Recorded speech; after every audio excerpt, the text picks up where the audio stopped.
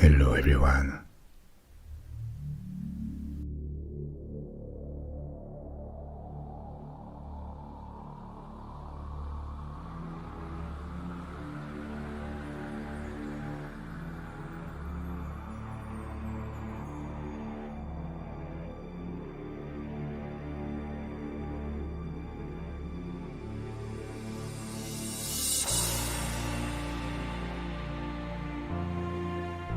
Ancient Egypt. For dozens and dozens of generations, for thousands of years, the gods of Egypt were worshipped all along the Nile River. The most spectacular temples and monuments ever seen, the most sumptuous tombs, were dedicated to them. Their architecture and their walls impregnated in symbols, myths, and religious fervor. There were hundreds of these gods, most of them only known locally. Others so successful that they were famous and worshipped north to south. Some rose to prominence along the centuries, while many more were forgotten, or their cult merged with other deities. But after thousands of years of reigning alone over the hearts and souls of the Egyptians, the gods of Egypt began to decline.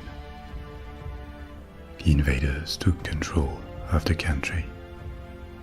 The Persians from the east, the Greeks from the north, the Romans from the west. Old Egyptian deities were not forgotten, not yet, but new cults were introduced into Egypt, and the rulers of the country were no longer of Egyptian blood. This lasted for several more centuries. Year after year, the dream of seeing Egypt rise again as a great power one day faded. Had the power of the gods disappeared, or had they abandoned Egypt? No one knew. But it happened one day that a new cult appeared in foreign provinces, provinces that once were part of the Egyptian Empire. And the new faith spread to every corner of the Roman Empire, of which Egypt was now a part of. This new single god and his followers claimed that all the gods that had been worshipped before were fake idols and shall be rejected, their temples destroyed or converted into temples of the new faith, and their myth forgotten. The new believers, who called themselves Christians, overwhelmed Egypt. Their ranks grew each day, and the Egyptians recanted the faith of their ancestors. Like the dying stars from a distant galaxy, the temples closed one after the other, and one day the last of these stars, to the south of Egypt, on the island of Philae, fluttered and vanished. The gods of Egypt had lost their last believers. The domination of the Christians over Egypt didn't last long. Other invaders, the Arabs, and yet another single god religion took control of the land. The old gods of Egypt remained asleep. They were apparently powerless, or uninterested in our world, maybe. Again, generations passed. The temples were covered in sand, or sometimes dismantled, and the memory of the gods kept fading away. There was no one left to read and say their names out loud from the walls of the temples, preventing them from existing. The knowledge of the sacred writing was forgotten, and so were the myths and tales that once dominated Egypt. Centuries passed, until monuments were unearthed, studied, the language of hieroglyphs rediscovered, and with it, the myths were deciphered again in their original language. Tonight, we're going to wake up the gods of Egypt once more, to invoke their memory and relive some of the myths and stories that were told for thousands of years across one of the oldest civilizations in the world. So once again we have a long journey ahead, and for tonight we are installed in a camp on the bank of the Nile after a warm day, and only the soft sounds of the wind in the palm trees, the lapping of the Nile's waters, the smell of lotus flowers and hibiscus surround us. I recommend that you adopt a comfortable position. You can sit or lie down. You can make yourself some tea or hot chocolate, or you can close your eyes at any time, because you can easily follow just by listening and letting your mind wander. You will be able to return another time if you fall asleep. There are timestamps in the first comment pinned under the video for this.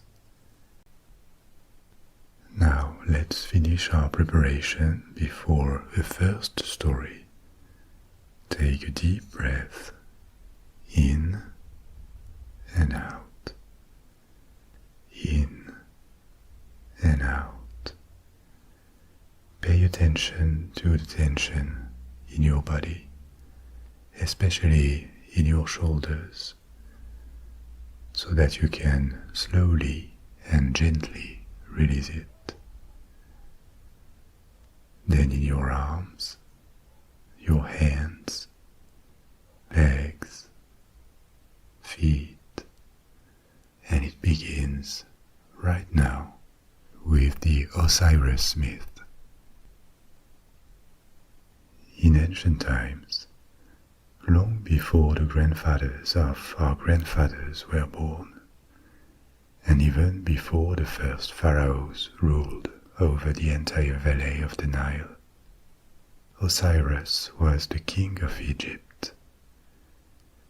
He was married to his sister Isis, who was the sweetest, bravest, and most devoted wife.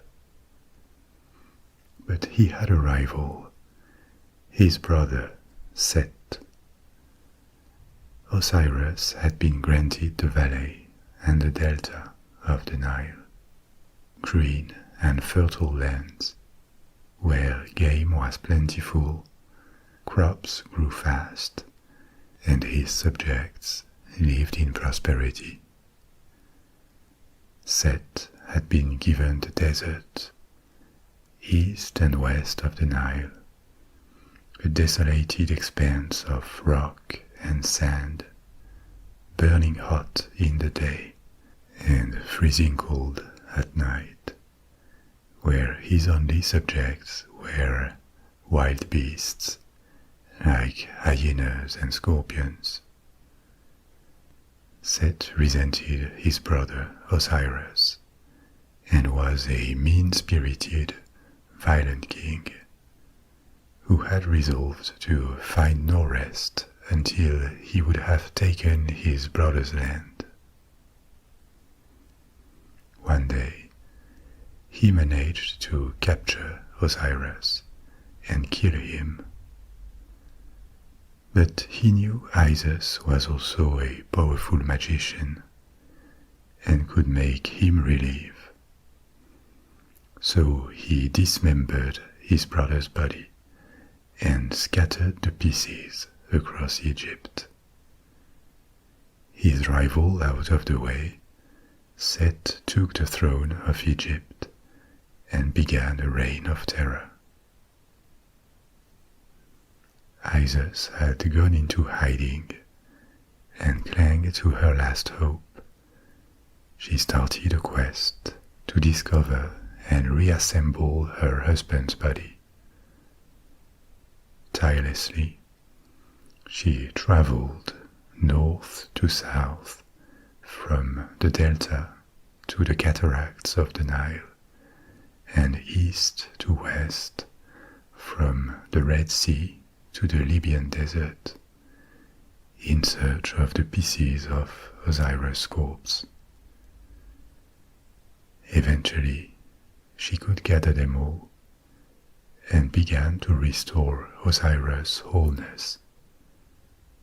This kind of funerary process had never been done before, and Isis asked for the help of deities sympathetic to Osiris and herself, like her sister Nephthys and the master of the underworld, Anubis, the god with the jackal head.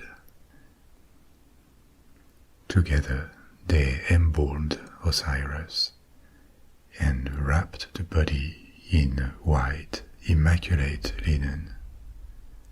Isis knew powerful magic, but she could not bring back people from the dead, and the soul of Osiris was now prisoner between worlds, unable to start its journey to the underworld because he hadn't been buried properly.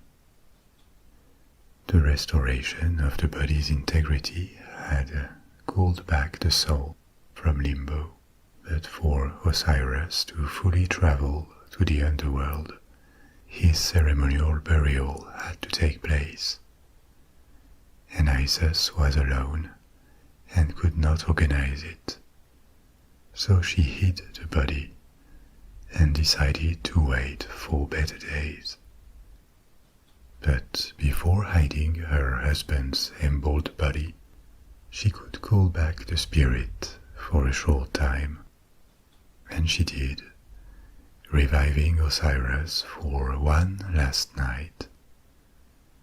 That night, an heir was conceived by the two spouses, the god Horus.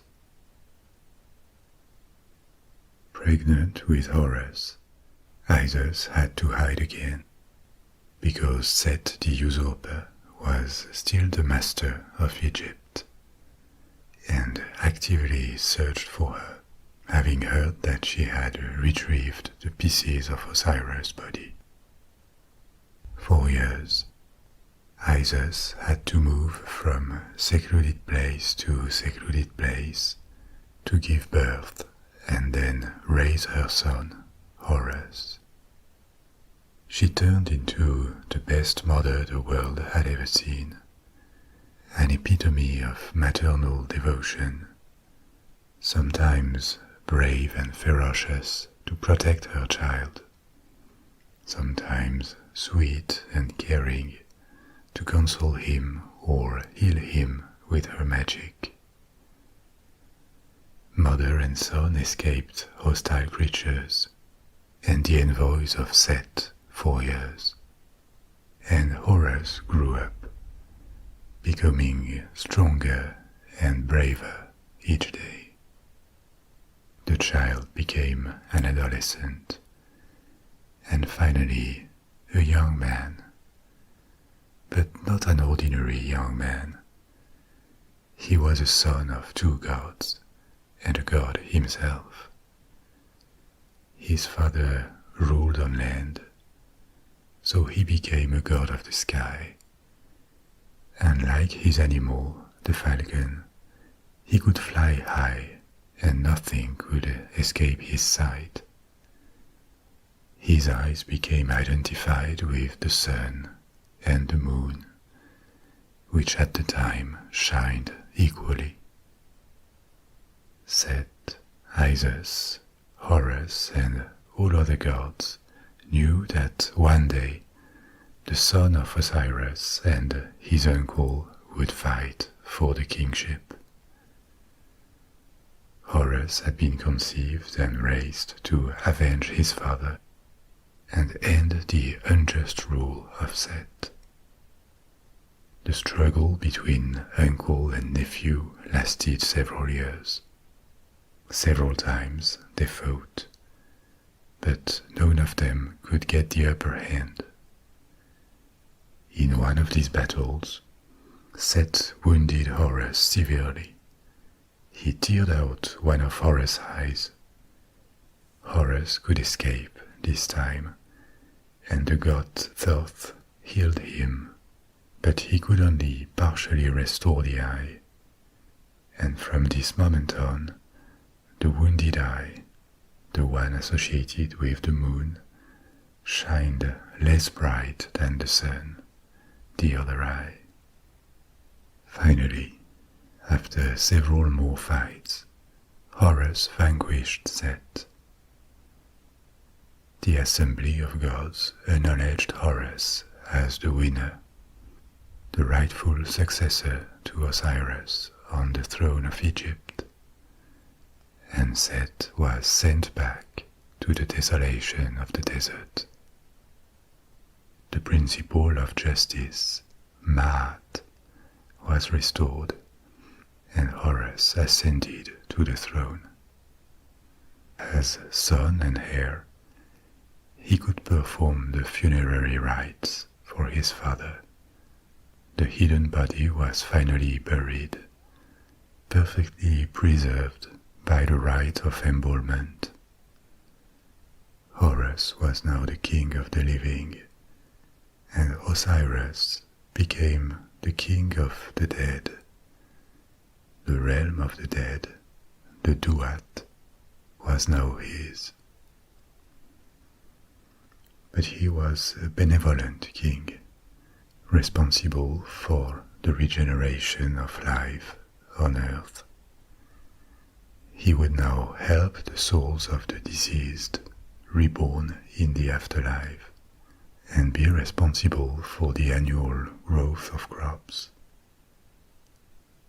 Horus stayed on the throne for a long time, several human lives, and he was succeeded by gods and spirits, until the first pharaohs of Egypt's historical lineage of kings, which made every new pharaoh a successor to Horus. This myth was probably the most influential and popular along Egyptian history. It is also one of the oldest. It reached its basic form before the 24th century BC, more than 4,000 years ago. And it lasted for so long as a narrative that different anecdotes, different turns of events occurred in it, depending on the periods and the places. In some accounts, the fight between Horus and Set is not physical, it is legal, in front of the assembly of gods.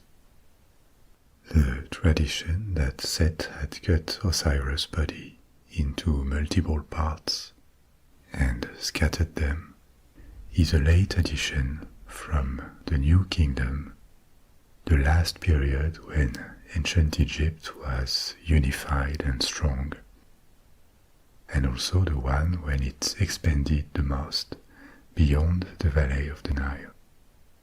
You know that traditionally The history of ancient Egypt is cut into several periods, unifications, and periods of decay or foreign invasions. After a pre-dynastic period, there is the Old Kingdom, the time when the oldest large monuments were built, like the pyramids of Saqqara or Giza. After centuries of stability, an intermediate period began, succeeded by the Middle Kingdom. Then another intermediate period, and the New Kingdom, which left some of the most famous temples, tombs, like that of Tutankhamun, some of the most famous pharaohs too, the Rameses, Akhenaten, Queen Hatshepsut. At the time, the capital had moved south to Thebes, on the site of present-day Luxor.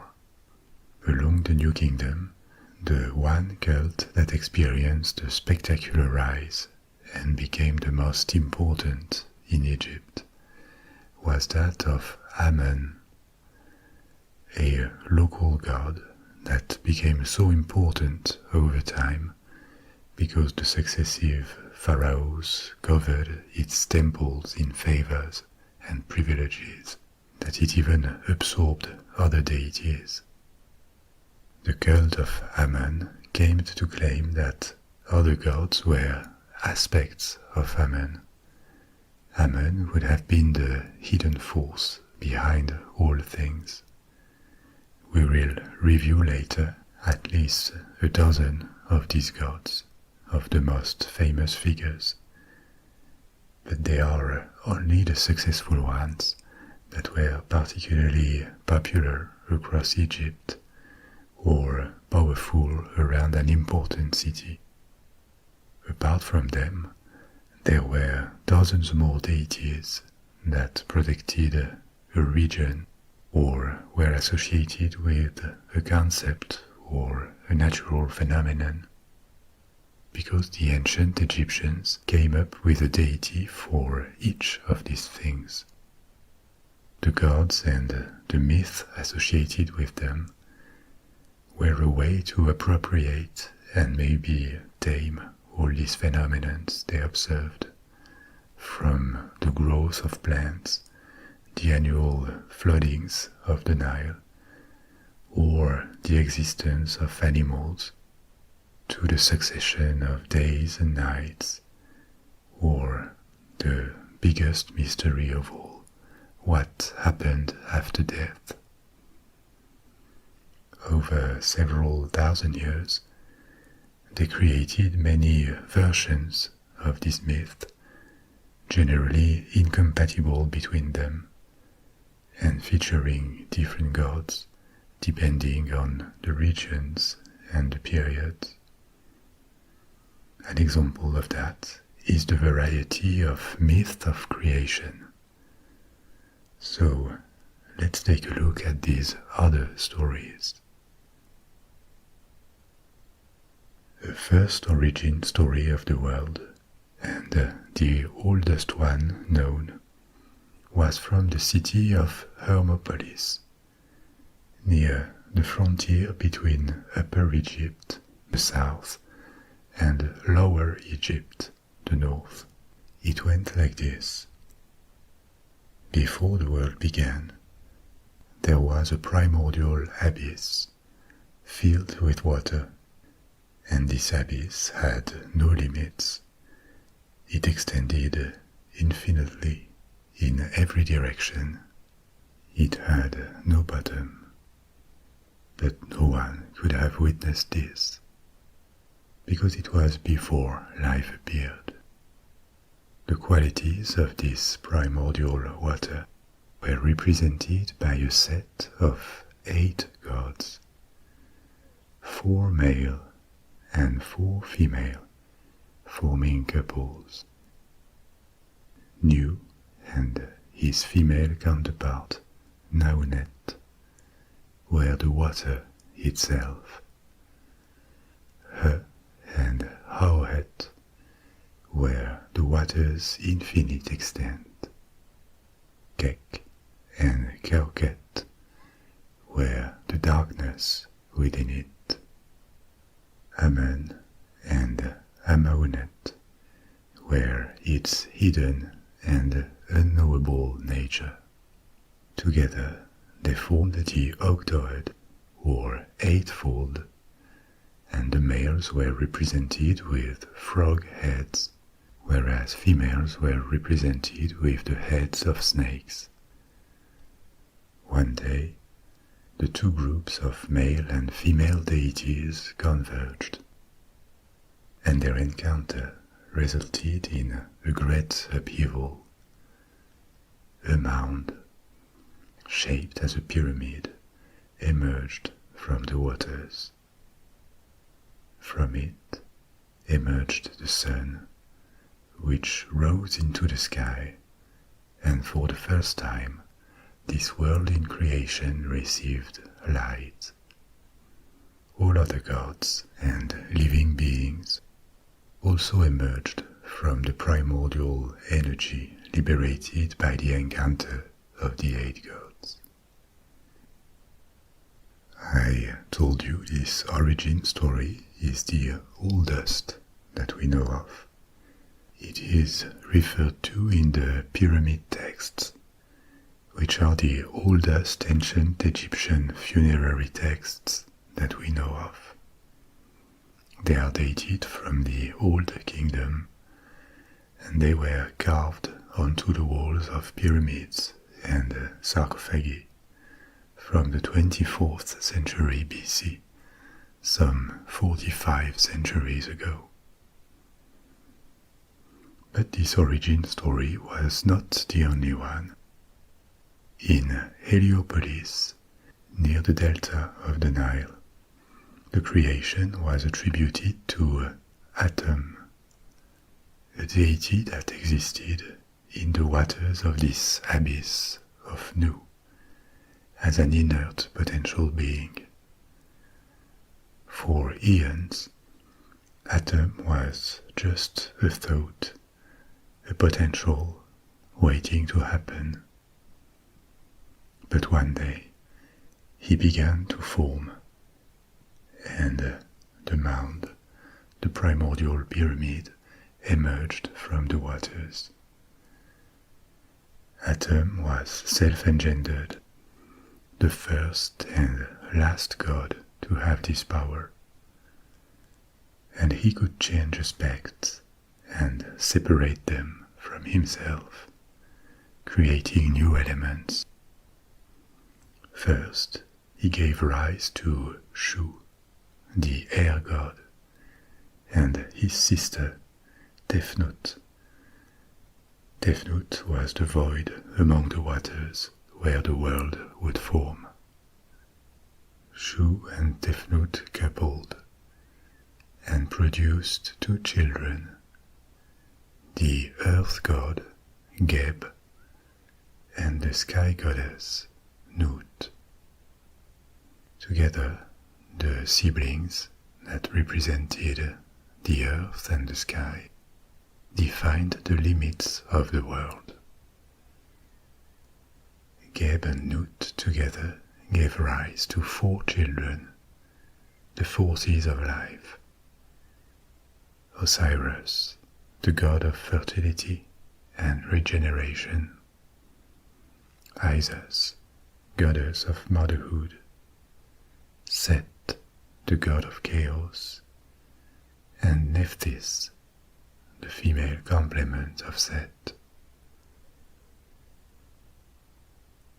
As you understand it, this was a possible prequel to the Osiris myth that I told you earlier, with the rivalry of Osiris and Set.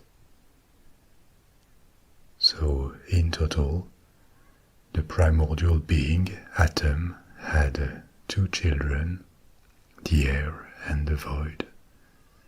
Together they had two more, the earth and the sky, who had four children, the components of life, This makes a total of 9 gods, 9 deities that are collectively called the Ennead and were worshipped in Heliopolis.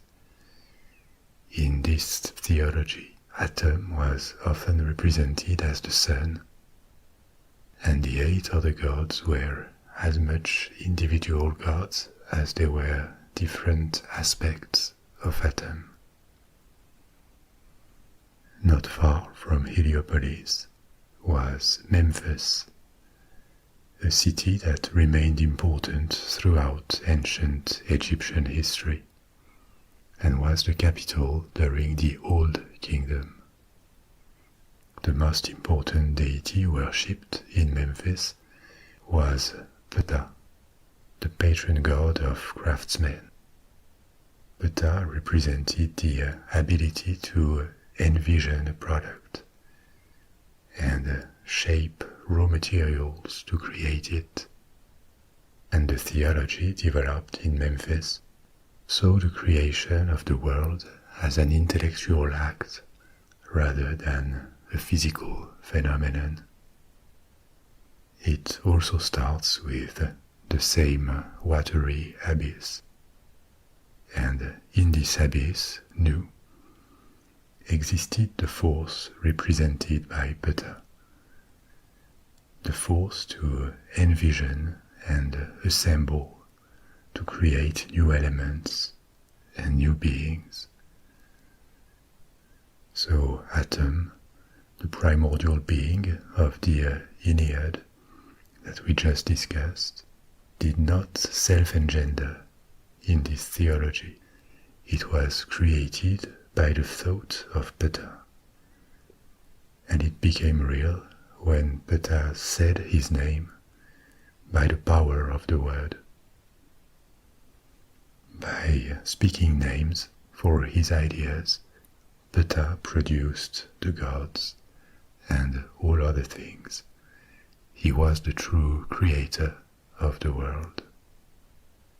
I told you earlier that Thebes became the capital of unified Egypt in the New Kingdom.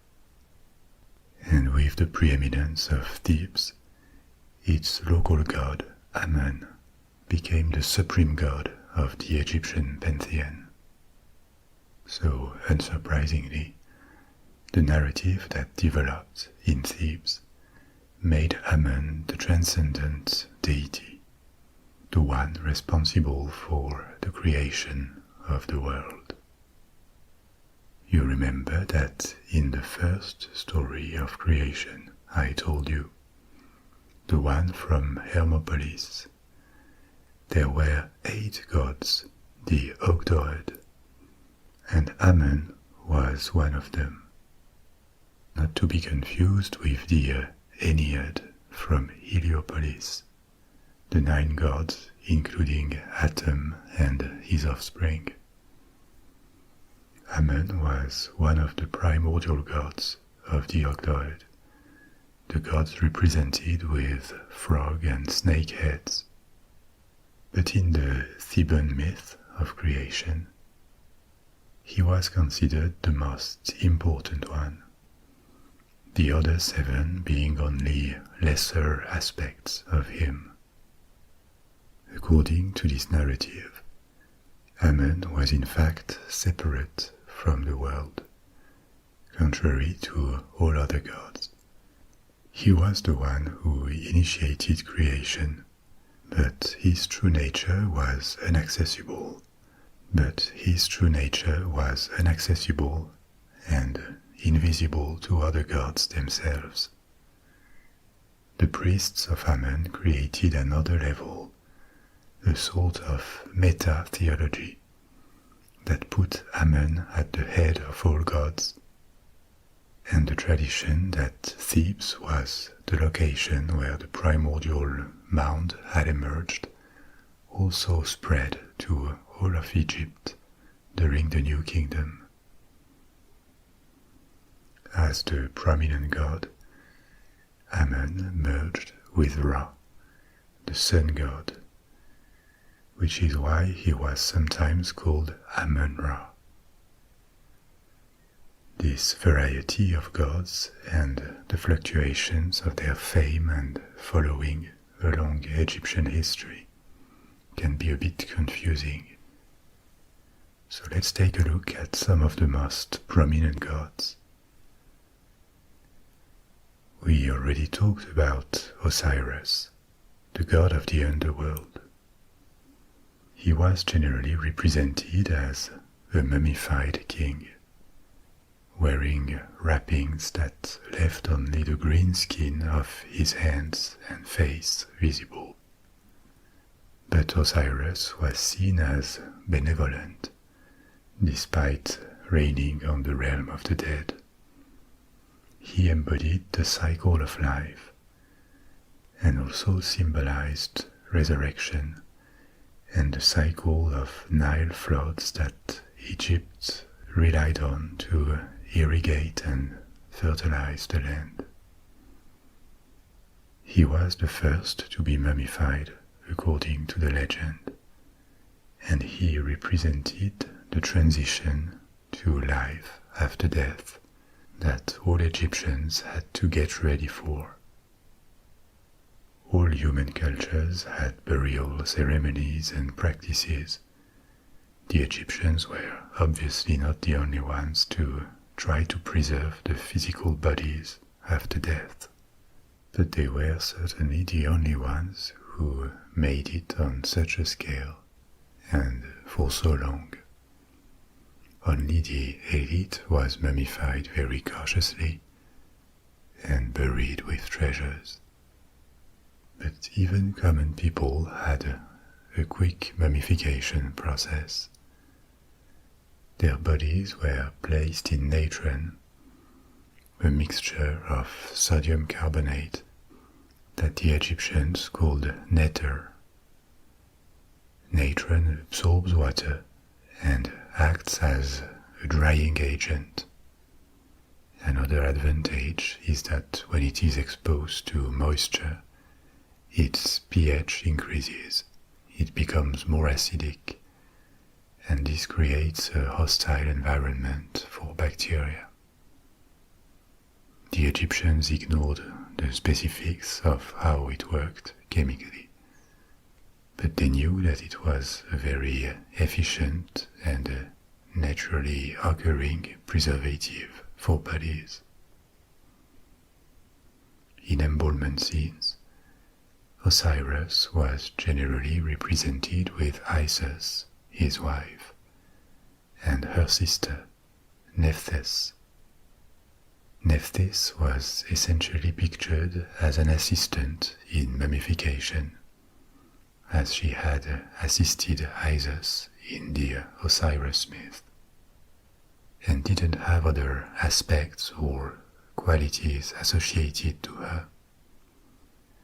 But Isis became the most important goddess in the Egyptian pantheon, and her cult expanded well beyond Egypt in the Greco-Roman period. She was an embodiment of maternal care and the traditional virtues of a wife and a mother in ancient Egypt. She was identified with Aphrodite, the Greek goddess of love and beauty, and her cult reached as far west as Great Britain and as far east as Afghanistan before the expansion of Christianity. She was one of the last, if not the last, of Egyptian deities to lose her following. Their son was Horus, depicted as a falcon or a man with a falcon head. Horus was a sky god, associated with war and hunting. As we have seen, his eyes were also associated with the sun and the moon. This is where it gets a bit complicated, because there were other sun gods. Re or Ra was another major one, and he was depicted with the head of a hawk. It was believed that Ra sailed across the sky in a boat each day, and when he reached the limit of the sky to the west at sunset, he began a passage through the underworld. Each night, he had to face a snake god, Apopis, and defeat him in order to cross the underworld and rise again on the following day. Depending on the periods and places, Ra and Horus were sometimes merged. This was not such a problem because in the Egyptian pantheon, the gods were more associated with concepts than physical objects. Ra was the sun at noon, not the sun in general. There was another god for the rising sun. The way Egyptians saw this pantheon, at least their priests and theologians, was certainly much less on the nose than the depictions suggest. We see humanoid beings with animal heads on the walls of monuments and tombs, but they should be seen as symbols, possible appearances that allowed for the myths and beliefs to be told. Religion was much more complex and probably spiritual than just a colorful pantheon with gods assigned an area of responsibility. The concept that many gods were not individual beings, but rather different aspects of the same primordial force, was widespread, as we have seen with the myth of creation. And in that sense, the deities were mediators, ways for humans to approach and worship much broader forces that they were aware they couldn't comprehend. So the figure of Ra, which had a cult centered on the city of Heliopolis, easily morphed and merged with others, like Horus or Ammon in the New Kingdom. Set, or Seth, was the closest thing to a villain in the Egyptian pantheon, but one whose existence was unavoidable and who should be worshipped and appeased too. He was the god of violence, chaos, deserts and storms. He was generally depicted as an animal or a human with the head of an animal that could be a thin dog or a kind of fox. But many scholars believe that this animal was not specific and was more like a mythical composite of different canids. Yet another one, we already mentioned, was Ptah, the god of craftsmen and builders. Ptah was mainly worshipped at Memphis as the head of a triad of gods. There were also his wife, Sekhmet, the lion-headed goddess, and their son, Nefertum. Nefertum was a minor figure, but Sekhmet was a goddess of war known for being the destroyer of the enemies of the sun god, Ra. Her husband was a creative force, and she represented a more violent and destructive side. She was also associated with disease and medicine. Another goddess, but with a softer side, was Hathor, who was generally represented as a cow or a woman with the head of a cow, or in a more human form, as a woman with cow's ears. Hathor embodied motherhood and fertility. She protected women in childbirth. and was also invoked in funerary ceremonies as the entity who welcomed the dead to their travel to the underworld. We will see later what this travel was thought to be like with another story.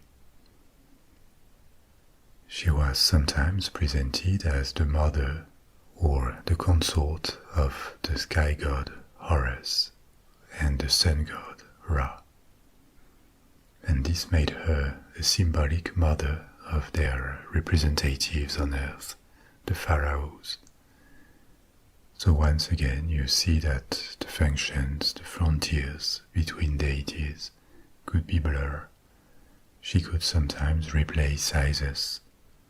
In fact, it is more the opposite that happened. Hathor apparently came from other similar cattle goddesses that were portrayed very early in pre-dynastic times, as early as the 4th millennium BC. Then she became one of the most important Egyptian goddesses in the Old Kingdom, thanks to the patronage of pharaohs. She always remained important, but during the New Kingdom, pharaohs tended to replace her with Isis as their favorite motherly feminine figure. And after the end of the New Kingdom, she was increasingly overshadowed by Isis.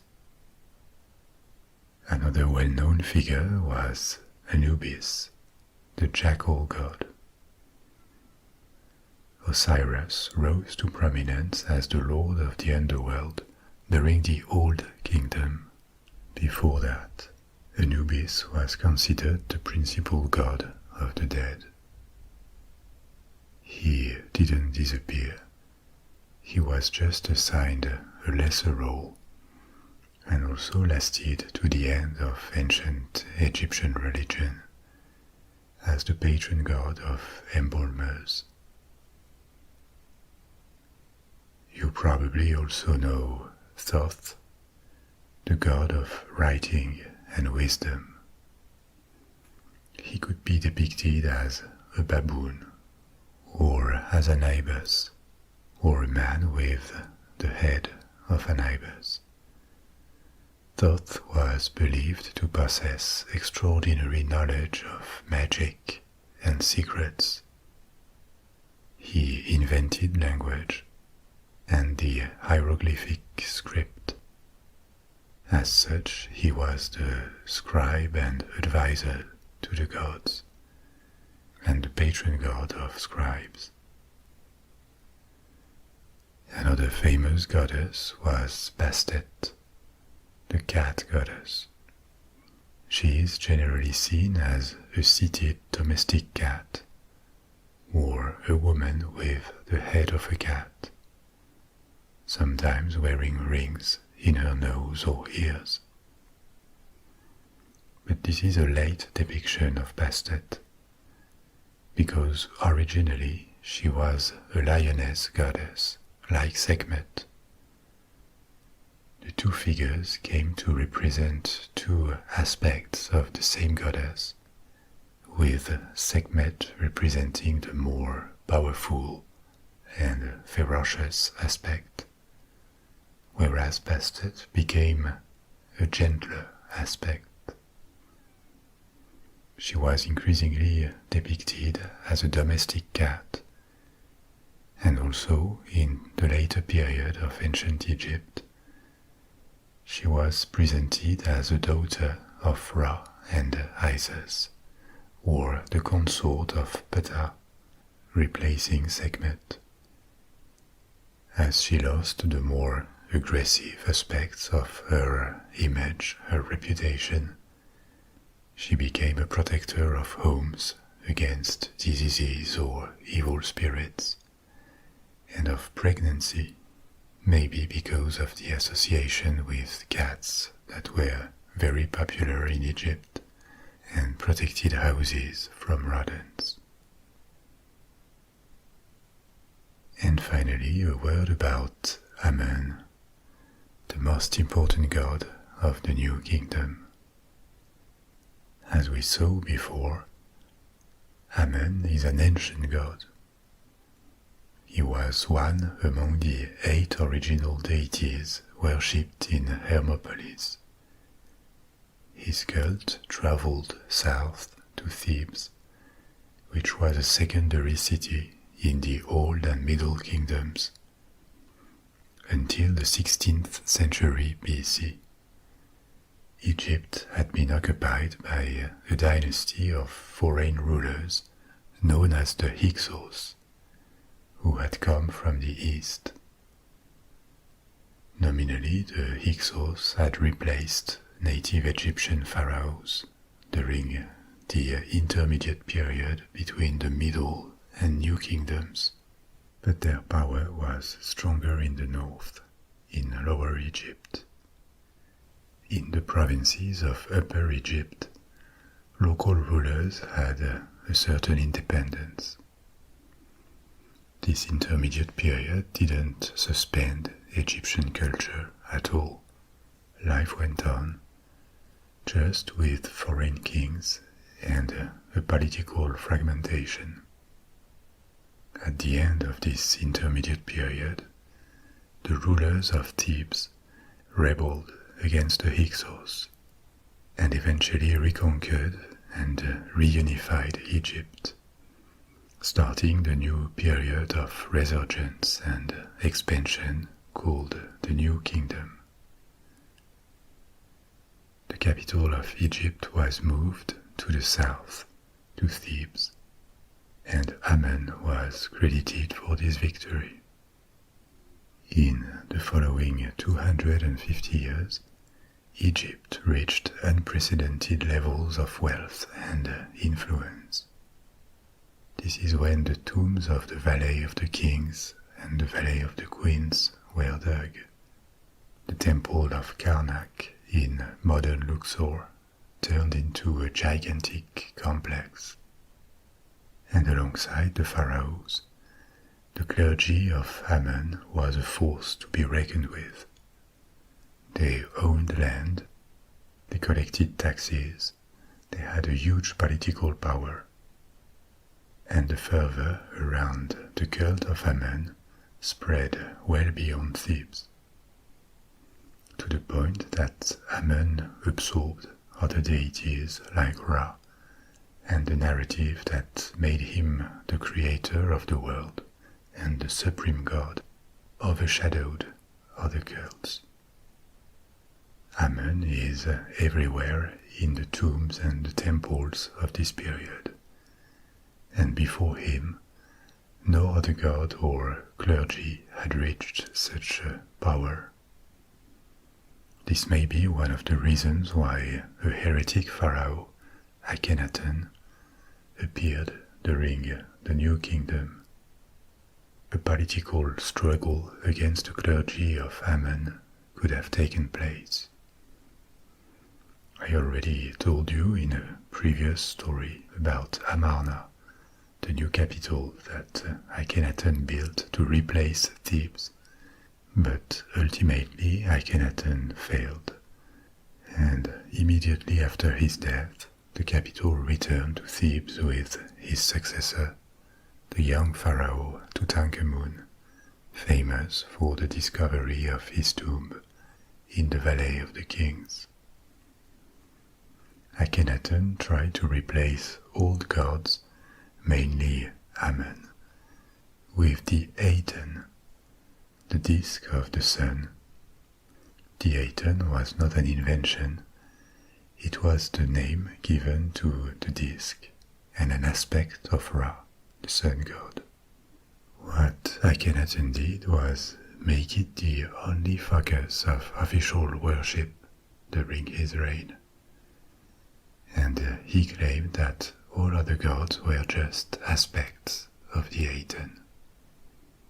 Outside Amarna, this religious revolution didn't really work.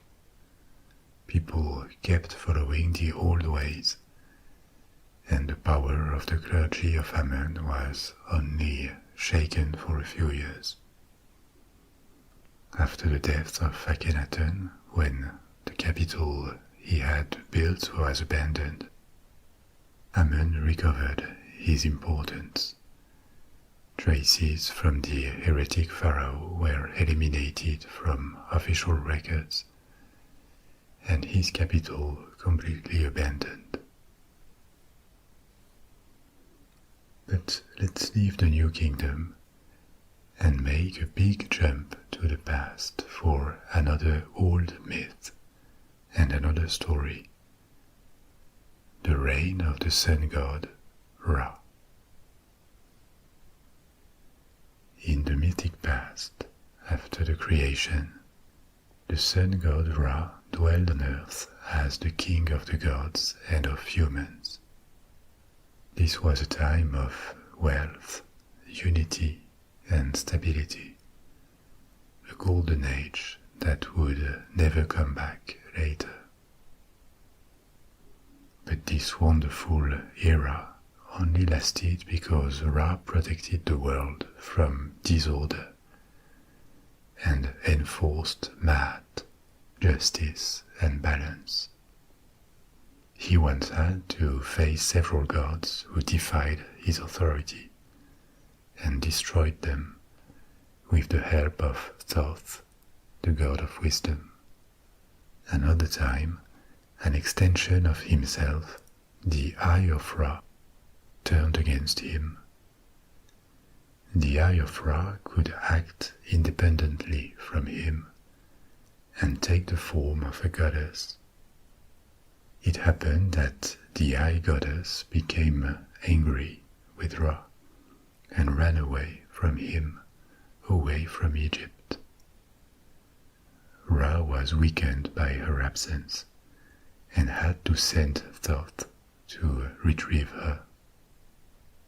The weakening of Ra soon affected the land. Water began to miss, crops no longer grew, and the light was dimmed to the point that the day resembled a night. Thoth could convince the Eye to return to Egypt, and her return restored order and renewed life. The waters of the Nile rose and inundated the land, making it fertile again. Since then, every year, the rise of the star Thothis in the night sky, a visible aspect of the Eye of Ra, signals the return of the annual flood. But it was said that keeping the world orderly was a fight of every moment. The gods had turned against Ra, so had a part of him, the Eye. And now humanity too was plotting rebellion. Ra discovered it and sent his Eye to punish the man. The Eye slayed many people, so many that humanity may soon disappear. Ra didn't want his creation to end, but the Eye, this part of him that was always ready for violence, wouldn't stop. So he had beer dyed in red to resemble blood, and he had the beer spread over the land. The Eye goddess thought it was blood, and she drank it, soon becoming drunk, which made her stop her massacre. Humanity was spared, but Ra was now weary of ruling on earth. So he withdrew into the sky, and he began his daily journeys through the sky and the underworld, starting the alternance of days and nights as he appeared and disappeared. As Ra abandoned the earth, so did the other gods, and the age of gods came to an end, leaving the earth to humans. A new cycle began, the one of our times. And gods now only intervene punctually, their most important manifestation being the presence and reign of successive pharaohs. As the gods abandoned the world, the survivors among humans were dismayed, and they turned against those who had conspired against Ra.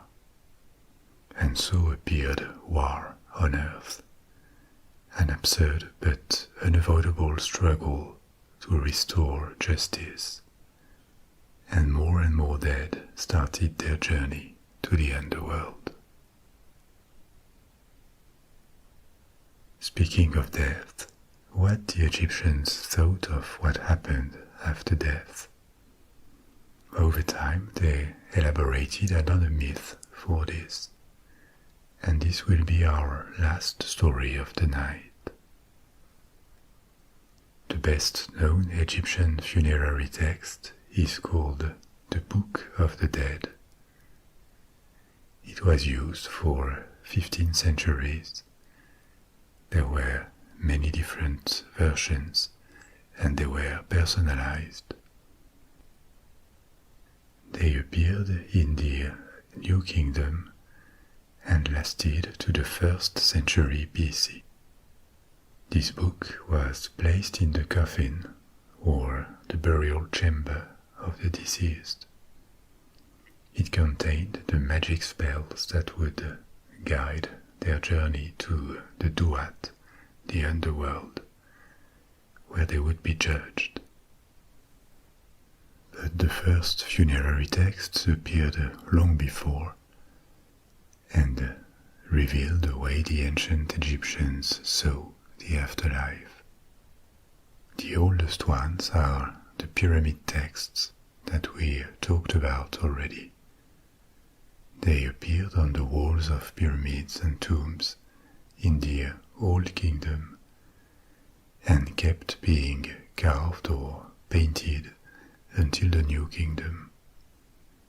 They contained rituals to be performed and spells and powers that would help the dead into their new life, to move, to feed, to get protection. The notion that the dead would be judged by the gods already existed.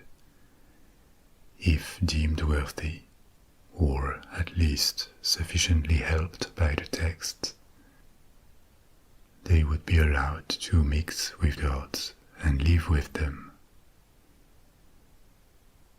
These inscriptions were increasingly put on the coffins or on the sarcophagus in the Middle Kingdom, but it is in the New Kingdom that the precise description of the journey of the dead that we know of was fixed. Before the deceased faced their judgment in front of Osiris and other gods, they had to travel to the underworld and pass a series of gates, caverns, and mounds, guarded by supernatural creatures.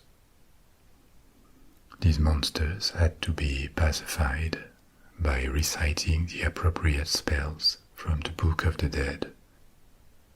Once pacified, they would no longer be a threat and could even extend their protection to the dead.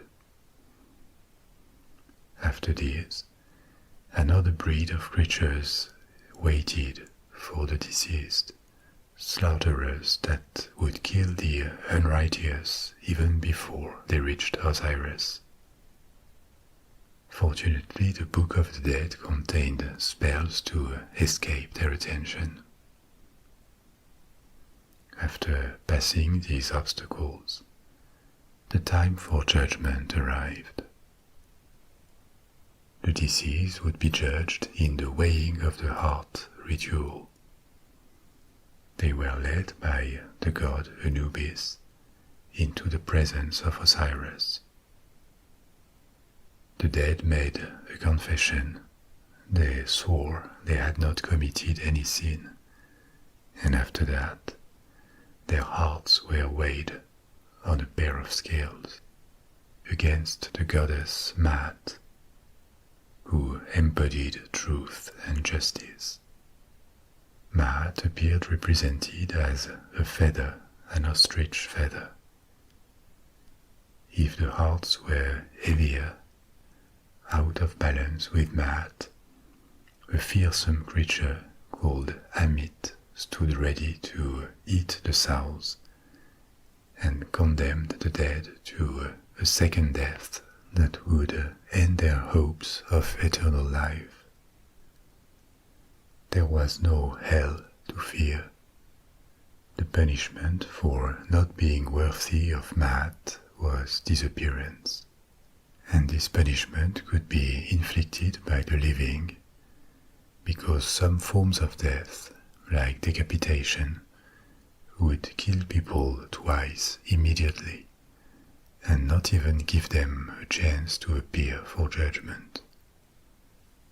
But if the weighing of the heart was successful, Anubis would guide the person to Osiris, who would allow entrance in the afterlife.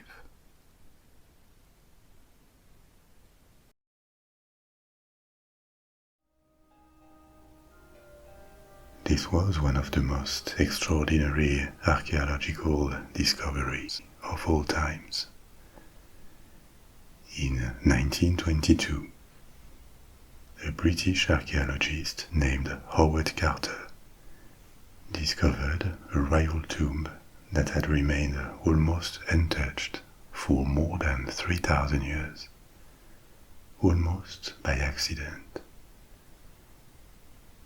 You know that in the period of Egyptian history called the New Kingdom, that was between the 16th and the 11th centuries BC, the capital of Egypt had moved south to the city of Thebes. Thebes is a Greek name. The Egyptians called this city Waset or Weset. And the New Kingdom is considered a separate period in history because it began with the reconquest of all Egypt by kings of the south of Upper Egypt, who ruled from Thebes. Before they retook their country, Egypt had been for several generations under the rule of a foreign people that had come from the East, from the Middle East, called the Hyksos. These Hyksos had progressively invaded Egypt, starting with the delta of the Nile, at a time when the kingdom was weakened, and they had overthrown the Egyptian dynasty to replace it with a new one of foreigners. The power of the Hyksos pharaohs was strong in the north, but in the south, in Upper Egypt, they only controlled the country through the allegiance of Egyptian nobles, who paid tribute, taxes, but also sometimes revolted. In the 16th century BC, a rebellion led by the rulers of Waset arose in the south, and in a few years they expelled the Hyksos from Egypt and put back a new Egyptian-born dynasty on the throne, the 18th dynasty. Many of the most famous pharaohs are from this 18th dynasty. They left extraordinary monuments, especially in their capital, which is still a city nowadays, Luxor. And during this period, Egypt shined more than ever. It was more prosperous. It was strong militarily. It expanded to the south, to Nubia, and to the east. and it went through times of troubles occasionally, but overall, during the New Kingdom, Egypt remained stable and unified for several centuries, which is why the New Kingdom is considered a relevant historical period. So at the time, the pharaohs ruled from Thebes or Waset, and they were also buried there, on the west bank of the Nile, where the sun sets.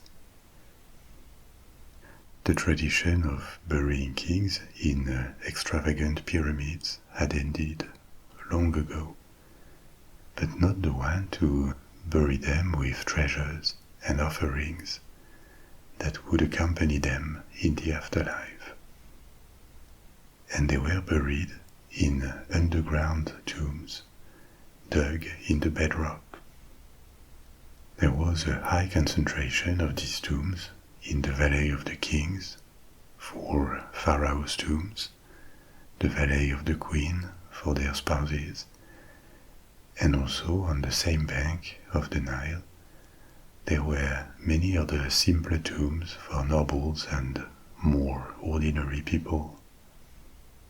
So for centuries, the digging and the decoration of tombs was an important activity on the west bank of the Nile, and entire villages of craftsmen existed near them. The tomb of Tutankhamun, who was a pharaoh from the 18th dynasty, from the end of this dynasty, was among these numerous royal and aristocratic tombs. But obviously their concentration and all the treasures they were filled with underground attracted robbers early on. You could seal tombs and guard them as long as there was an organized state to do it. But in the end it was inevitable that these tombs would be visited by looters. This looting started in the antiquity, long before ancient Egypt even ended.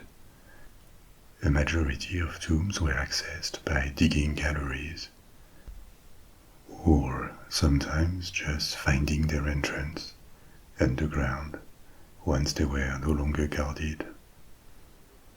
This was risky for the looters, but the prize was huge.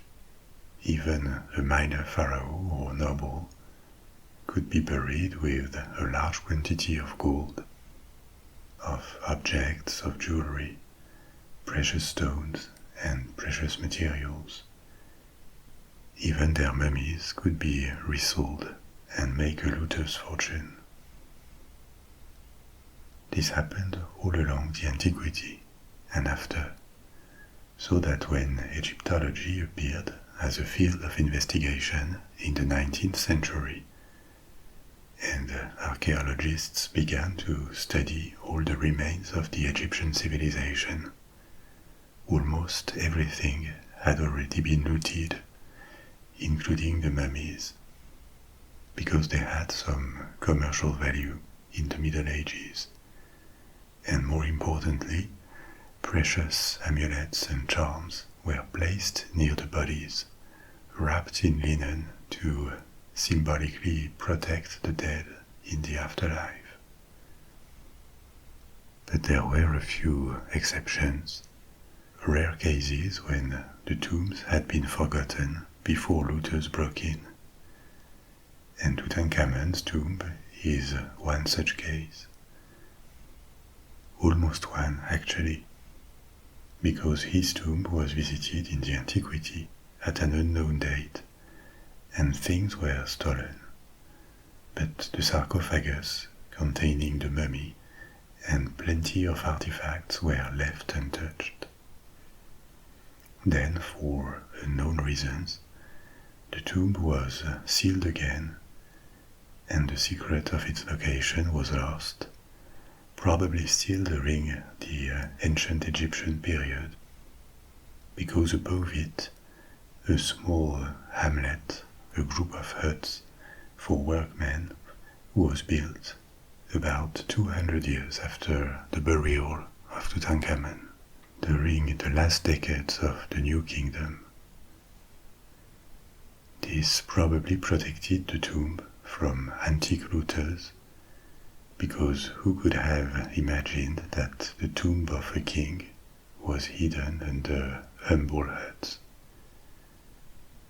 And for the same reason, the discovery of the tomb in the 20th century was accidental. The team, led by Howard Carter, was excavating the site of these huts, looking for remains that were expected to be humble, of workers of the late New Kingdom.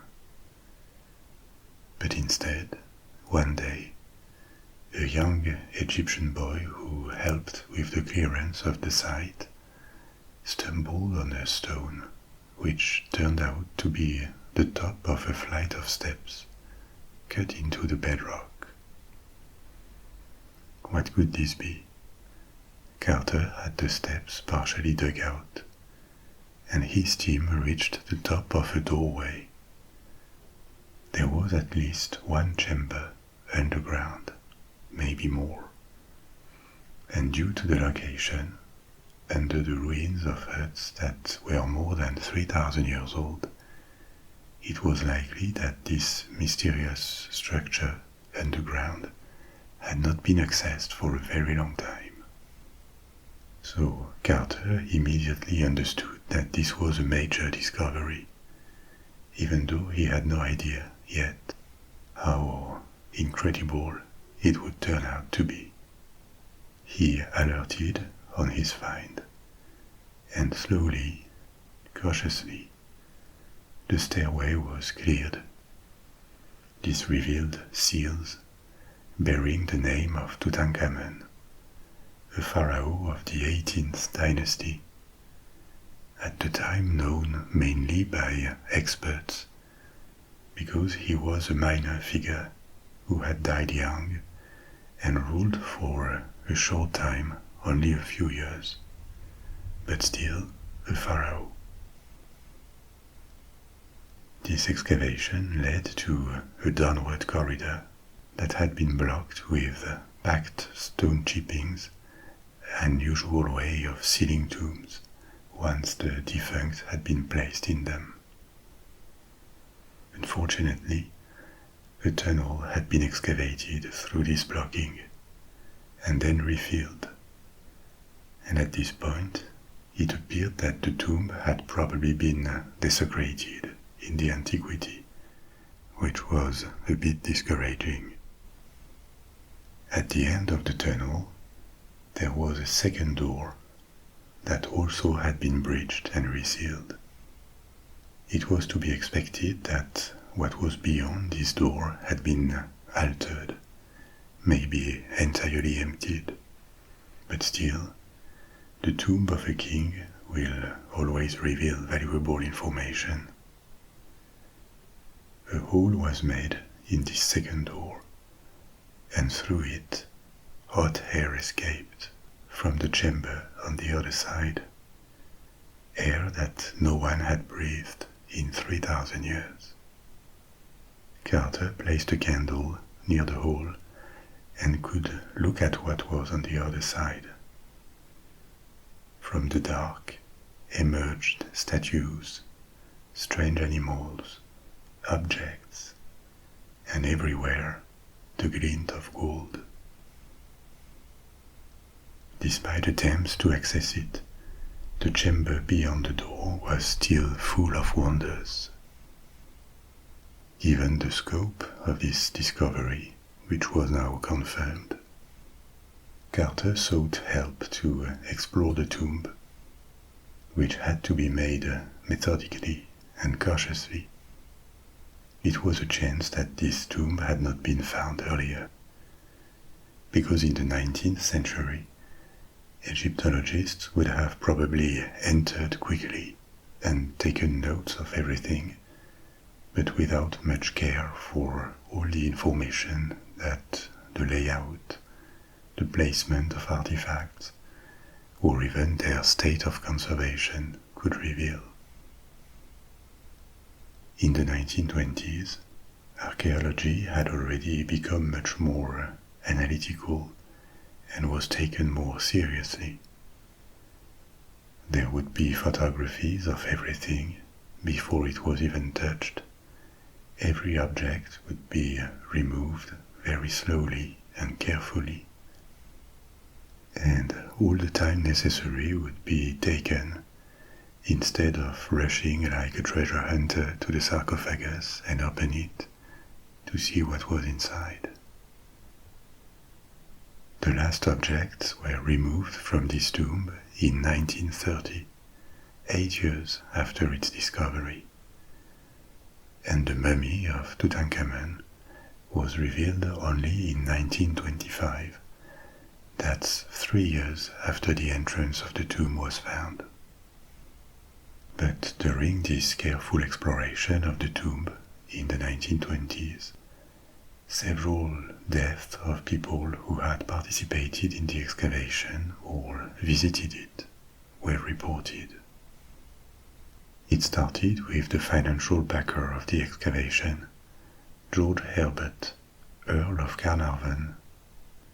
In April 1923, 4 months after the opening of the tomb, he died after a mosquito bite to his face had become infected. 6 weeks after that, George J. Gould I, the son of American railroad tycoon Jay Gould, died on the French Riviera. He had visited the tomb shortly after its opening on a trip to Egypt and developed a fever afterwards. In 1928, 5 years later, a member of Carter's team called A.C. Mace died after several years of illness.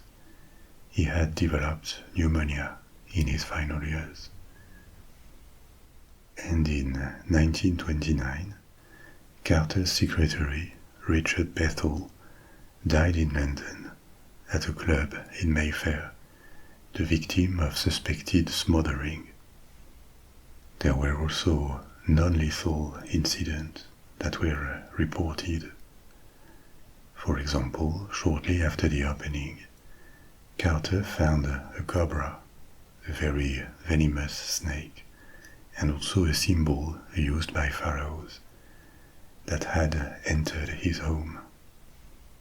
Writers and journalists began to become excited about these incidents, and in the 1920s, stories of a possible curse of Tutankhamun began to spread, or, more broadly, a curse of the pharaohs that would doom those who profanate their tombs, looters and archaeologists alike.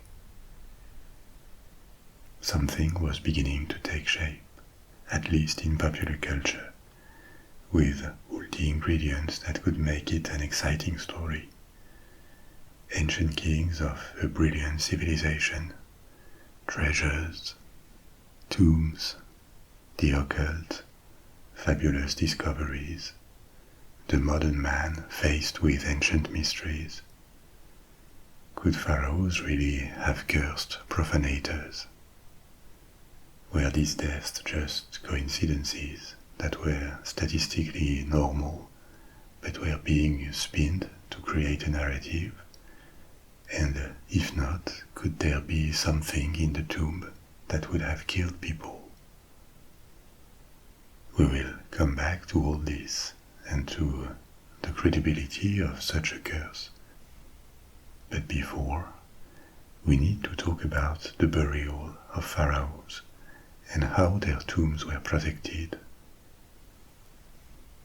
I told you earlier that Tutankhamun, or King Tut, was a name only known by experts in Egyptology before the discovery of his tomb. This is because he died aged 18 or 19 and did not do anything memorable during his reign. except restore the ancient Egyptian religion under the influence of the clergies of Egyptian gods. His likely father was Pharaoh Amenhotep IV, also known as Akhenaten. Akhenaten was a strange figure in the long line of pharaohs. He imposed the cult of the Aten, the sun disk, at the expense of all the other ancient gods of Egypt, especially the god Amun, which was the most influential deity, the most influential cult of the New Kingdom, and had a large and powerful clergy, especially in Thebes, which was where the cult originated. The rise of the 18th dynasty, of which Amenhotep was a part of, had made Amun the single most important god in the Egyptian pantheon, because he was the patron of Thebes or Waset. For reasons that are not precisely known, Amenhotep broke with the cult of Amun. It was not prohibited, but marginalized, and it lost royal favor. The reasons could have been political, because the clergy of Amun had become extraordinarily wealthy and powerful, or personal. Maybe he did sincerely believe that Aten was the new deity to worship, or a combination of both. But in any case, his reign put Egypt in trouble. The religious revolution he tried to impose on the country did not really work, did not really take roots in the population. And the powerful clergies of every ancient god turned against him. At the same time, there were internal tensions, whereas Egypt was threatened on its frontiers. He also built a new capital from scratch, a site called Amarna. I told you about it in a previous story. I'll put the link in the description. And he changed his name to Akhenaten. When he died, probably to many Egyptians' satisfaction or relief, there was a period of uncertainty for a couple of years. But then Amarna was abandoned and the old religion restored. The first successor to the throne, who stayed on it for more than a few months, was Tutankhamun, as I said, probably a son of Akhenaten. But he accessed at the age of 8 or 9, still a child, and probably with the support of a party that wanted to restore traditions, including the priests of Amun. The capital was moved back to Waset, to Thebes, and the name of Akhenaten and his heresy were erased from many documents and monuments. This is why Tutankhamun was always perceived as a weak, a minor figure. He reigned as a teenager, at a time when real power was probably in other people's hands, starting with his great vizier. The vizier was a kind of prime minister, a man called Ai. Ai could have been his granduncle or grandfather-in-law. We don't exactly know. What we know is that when Tutankhamun died childless, Ai became pharaoh. So this reign was only 9 years long and unremarkable, which is why Tutankhamun was essentially a name on a list of kings, known mainly by experts for the period of restoration of the old order that happened during his life, probably out of his control. But the fact that he died young, and probably unexpectedly, explains a lot about his tomb. However fabulous the treasures buried with him, we'll talk about that in a minute, they were probably relatively modest in comparison with what more powerful and long-lived pharaohs took with them in the afterlife. His tomb was relatively simple, modest in comparison with other kings. We led the excavation of the tomb just when Carter looked through a door and saw that the room on the other side contained many objects. Beyond this door, there was in fact a room called the antechamber, with hundreds of objects, most of them precious. There were 3 different funeral beds, 4 different chariots. It is believed one was for hunting, 1 for war, and 2 for parades. Inside a large chest, there were military items, walking sticks, underwear, a trumpet made of copper alloy.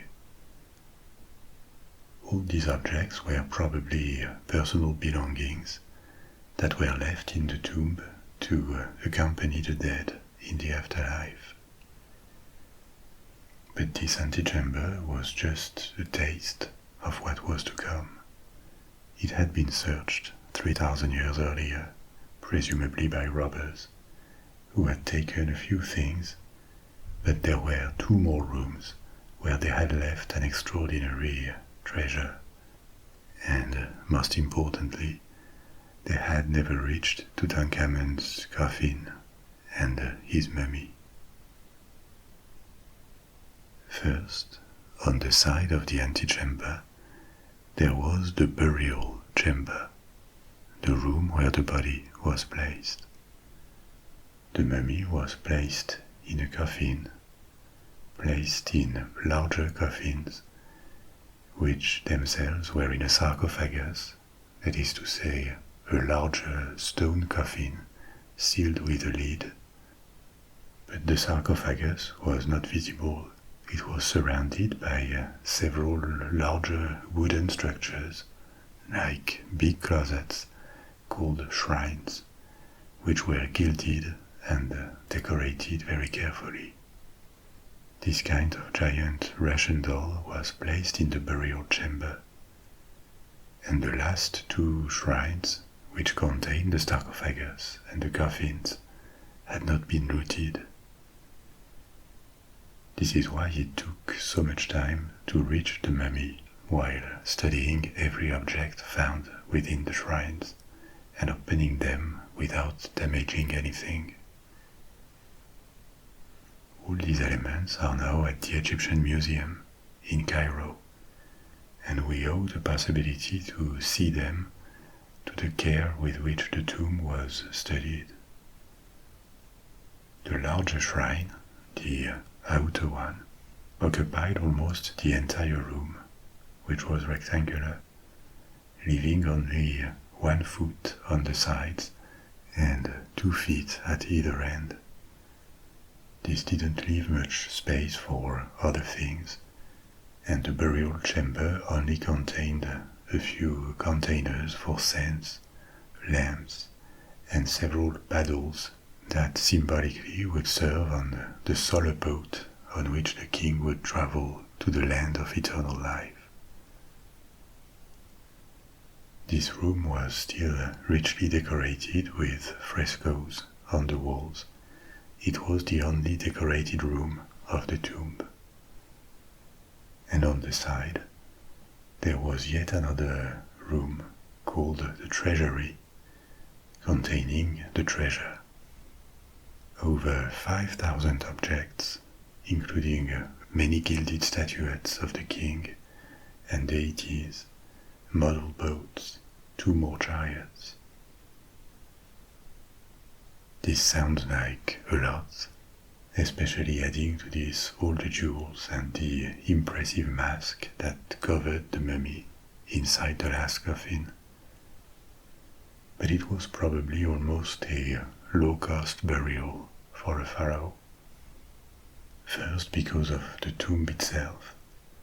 Only one room, the burial chamber, was decorated, and generally all of them were.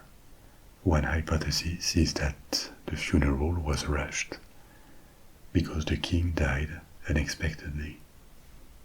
Typically, people, especially kings, anticipated the digging and decoration of their tombs early so that everything would be ready in time. It seems that in the case of Tutankhamun, the tomb was rushed. Its structure, its layout, is not identical to royal tombs of the same period. So it is supposed that it was prepared for someone else, a noble maybe, and repurposed. Tutankhamun was also not a particularly prestigious ruler. He won no battle, nor did any reform that we know of. And he was also physically disabled. He had a deformity of his left foot that forced him to walk with a cane. He had scoliosis, and the study of his mummy revealed that he had contracted several strains of malaria during his life. So to the people at the court and the powerful nobles of Egypt, he was most probably perceived as a weak king who would die without a heir. He was still buried as a pharaoh, and this included a lengthy process to prepare the mummy, the fastuous tomb, several weeks of national mourning, but there is no reason to think any extra effort was made. Tutankhamun owes all his modern fame to the miraculous preservation and discovery of his tomb, and for a part too, to the legend of a curse. So let's go back to the curse of the pharaohs story. Did the ancient Egyptians really try to scare people away from their tombs with threats of curses? Actually, probably not. Maybe there were rumors about it. There certainly were harsh punishments, death, for anyone trying to break into a king's tomb. But there were very few curses relative to tombs in general in ancient Egypt. Maybe because they didn't think about it. But another hypothesis is that the idea of such a desecration was dangerous to record in writing. If you write a curse or threats at the entrance of a tomb, you admit the idea that the unthinkable could happen and the tomb could be robbed. So maybe out of superstition there were barely any warnings or threats written, even though they may have existed orally. The rare occurrences of curses that have been found were not in royal tombs, but rather in smaller, private tombs for nobles, and nobles of the Old Kingdom, that is to say 1,000 years before the time of King Tutankhamun. But when there were inscriptions like these, it seems they were more directed at the priests who were supposed to take care of the tomb, rather than looters. If the priests did not keep the tomb pure, there would be consequences, but actual robbers were not mentioned or addressed. Still, they knew very well that looting was a thing, and they addressed the concern hiding the tomb underground and making it hard to access. It was generally not enough to stop robbers, especially in periods when Egypt was in trouble and order was not well maintained. But overall, there is barely any evidence in archaeology that supports the concept, the idea of a curse of the pharaohs.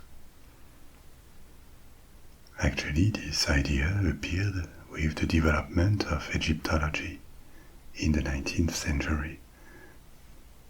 Maybe because the discovery of ancient Egypt was fascinating on many levels.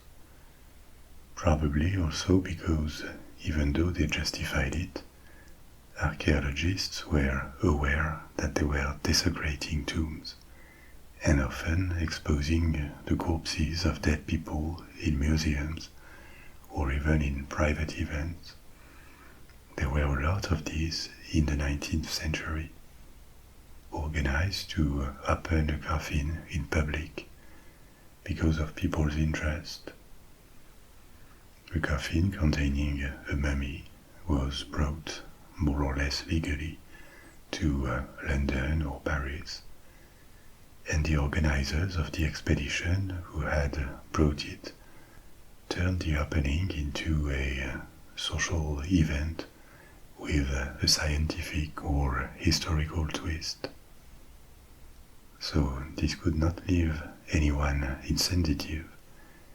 It was generally unsaid, but there was always something vaguely obscene about exposing the remains of real people to the public's curiosity and emptying tombs for treasures that had been left as part of a funerary ritual.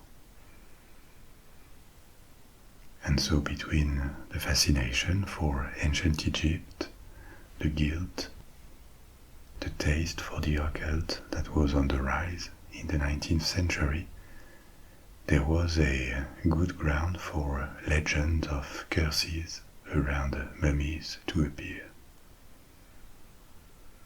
The first tales, novels or short stories of mummies coming back to life appeared almost 200 years ago, and mummy fiction became a trend, a thing, along the 19th century, especially in British Gothic literature, together with other fantastic creatures born from ancient magic or science, werewolves, vampires, the creature of Frankenstein. Mummies were a subgenre that had less success than vampires, but to the educated public in Europe and America, they became part of fantastic literature.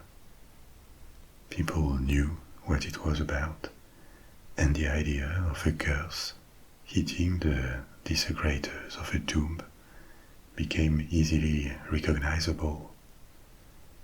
Without it, there could not have been a story around the tomb of Tutankhamun. When the tomb was discovered, there was a new spike in interest for ancient Egypt. Maybe the fact that it happened in the 1920s was also very important to the British, French or German public. Because in the late 19th century and early 20th century, the ideal of the European scientist, historian, archaeologist, making wonderful discoveries, explaining the world, more generally of science and progress, illuminating the past and the path to the future. These were very widespread and popular themes. But then came the First World War and its atrocities. The mood changed, and in the early 1920s there was a sense that a lot had been lost. Not just millions of lives, financial ruin and destruction, but also faith in the future and the very notion of faith in progress. It was not so much the case in America, thanks to continuing prosperity and the absence of destruction on American soil in the First World War. But in Western Europe, the kind of pre-war optimism and intellectual satisfaction that prevailed 20 years earlier had completely vanished. So in 1922, the discovery of this tomb felt like a return to the good old days, a good dose of exotism, an intriguing ancient civilization, a fabulous treasure, an adventure. In a word, the kind of stories that could re-enchant the world. And as a result, the interest for Carter's work and progressive reveal of what was inside the tomb, until the climax with the opening of the last coffin in 1925. This was huge. The press was there. Anything printed about Tutankhamun's tomb could sell very well. And as often, demand creates supply. Newspapers were not only interested in the tomb itself, but also everything around it. How it had been found, by whom, who were these people, and what happened to them. Only 1 month after the opening of the tomb, an account about the intrusion of a cobra at Carter's house appeared in the New York Times. And obviously the parallel with the symbol of ancient pharaohs was made immediately. Even though in reality pharaohs had different symbols, the cobra was one among others, a protector that appeared on their crowns. Then it escalated with the death of Lord Carnarvon a few weeks later, for this mosquito bite that had become infected. The creator of Sherlock Holmes, Arthur Conan Doyle, suggested that the death had been caused by so-called elementals created by Tutankhamun's priests to protect the tomb, a claim that was not really made very seriously and was based much more on this 19th century literature and tradition that we just talked about, rather than archaeology. But this fueled further the media interest. And from this moment on, people tried to actively find new elements, deaths or incidents that could be attributed to a curse. And it seemed to culminate in 1923, in May, when George Day Gould I died of the fever he had contracted after visiting the tomb. There were rumors that inscriptions at the entrance of the tomb warned anyone who would enter, which is just not the case. There are no such inscriptions. But even though it was debunked, the idea stayed. So did the hypothesis that people were poisoned by toxins or fungi that would have been liberated when the tomb was opened. No such elements were ever found, and the first dead, Lord Carnarvon, had been subject to infections long before he financed the archaeological expedition. But the concept of some sort of poison placed inside the tomb, voluntarily or not, stayed and still resurfaces in popular culture. Every time you see a tomb with a gas trap in Indiana Jones or Tomb Raider movies, this concept is an echo from the 1920s and the speculation around Tutankhamun's tomb. So, what evidence is there to the existence of a curse? Actually, not much. There were 2 deaths of relatively young people who had a connection with the discovery, a financial backer and a visitor. But the circle of people who entered the tomb in 1922 and 1923 is much larger than that. Dozens or maybe even hundreds of people. If there was a curse, you would expect it to hit the people who opened the entrance of the tomb, Egyptian workers and Howard Carter and his team. No incident was ever reported among the Egyptians, and in Carter's circle, the only death in the 1920s was his secretary several years later. Carter himself died in 1939, 17 years after his discovery, aged 64 from cancer, not an infectious disease. You would expect the effects of a curse to be maybe a bit quicker and obvious, all the more that Carter became a star of archaeology. He benefited a lot from this discovery, and probably had a destiny he could not even have dreamt of prior to it. But more generally, it appears that the concept of Curse of the Pharaohs is more a literary and cultural idea than anything rooted in actual evidence. As we have seen, there were no such curses or threats directed at robbers on Egyptian tombs, or only exceptionally, and the possibility that tombs are dangerous because there would be some kind of toxin or fungi, which was reasonable and deserved to be studied, this was never proven. So it is hard to conclude anything else than the legend is just that, a legend. But it remains interesting to see where it comes from and how it influenced fiction, especially films. Every single film with mummies since the 1930s, they all contain warnings, curses, and the death of people who have desecrated tombs.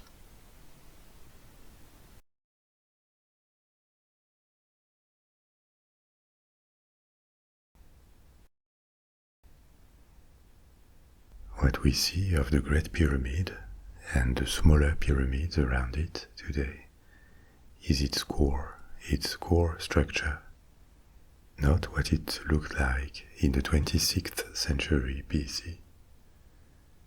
Back then, when it was brand new and for centuries, the pyramid was covered in smooth, white limestone casing, which made it not only shiny, but also taller than today. It initially stood at 481 feet. That's almost 147 meters. But this outer casing was removed and reused, or it fell out, and this reduced its height by almost 30 feet or 8 meters. But still, it remained the tallest man-made structure in the world for more than 3,500 years. There are lots of dubious claims about this monument. For example, that it would be proof that the Egyptians had advanced technology, or that it was built by aliens. This is not what we are going to discuss tonight, because these stories about the Great Pyramid are baseless.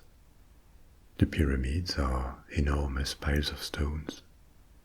Their size, their aesthetic, their precision, their function, the social organization that made their building possible, all of these are fascinating topics.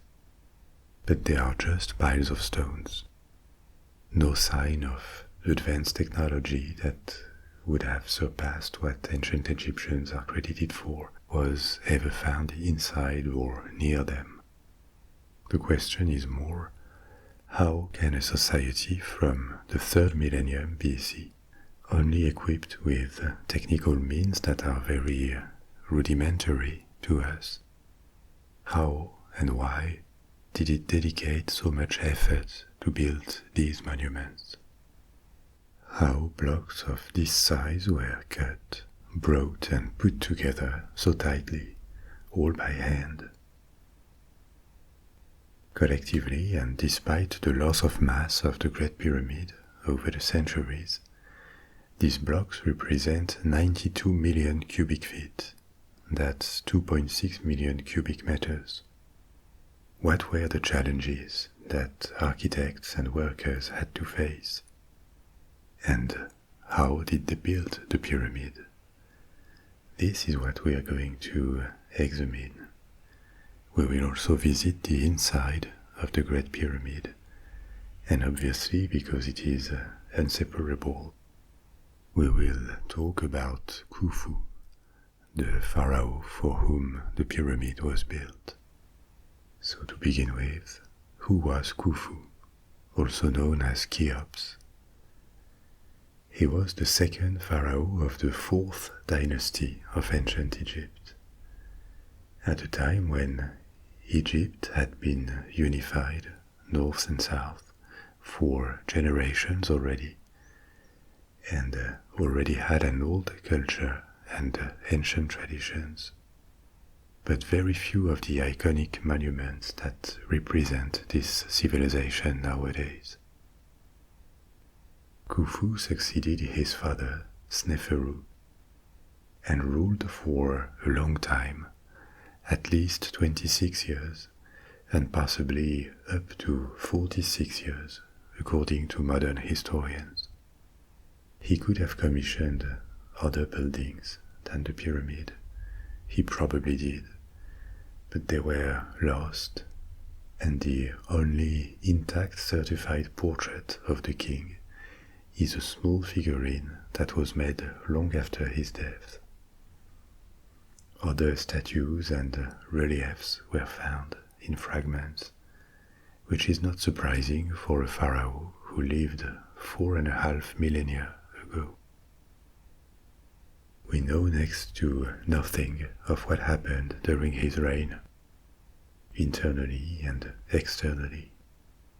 There are inscriptions mentioning the sending of expeditions to find turquoise and copper mines, or commercial contracts with the city of Byblos in Lebanon.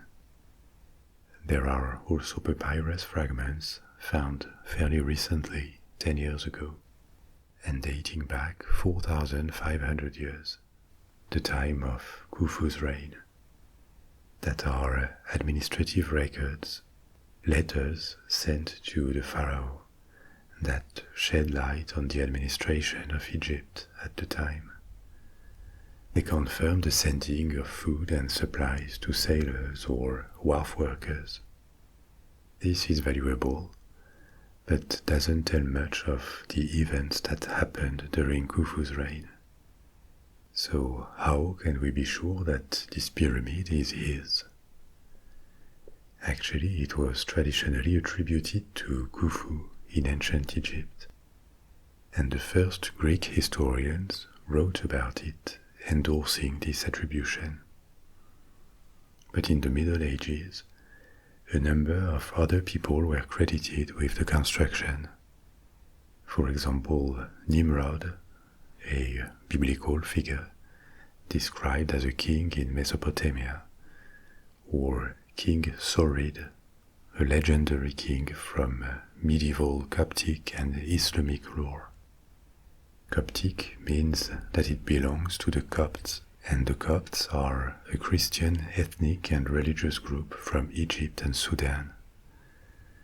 So when the science of Egyptology formed in the 19th century, it was unsure which pharaoh had built the pyramid, between all these different claims and the absence of visible inscriptions on the pyramid itself, until 1837, when exploration of the inside revealed new chambers where the workers had marked the blocks with hieroglyphs, graffiti, that gave the names of their gangs, their teams.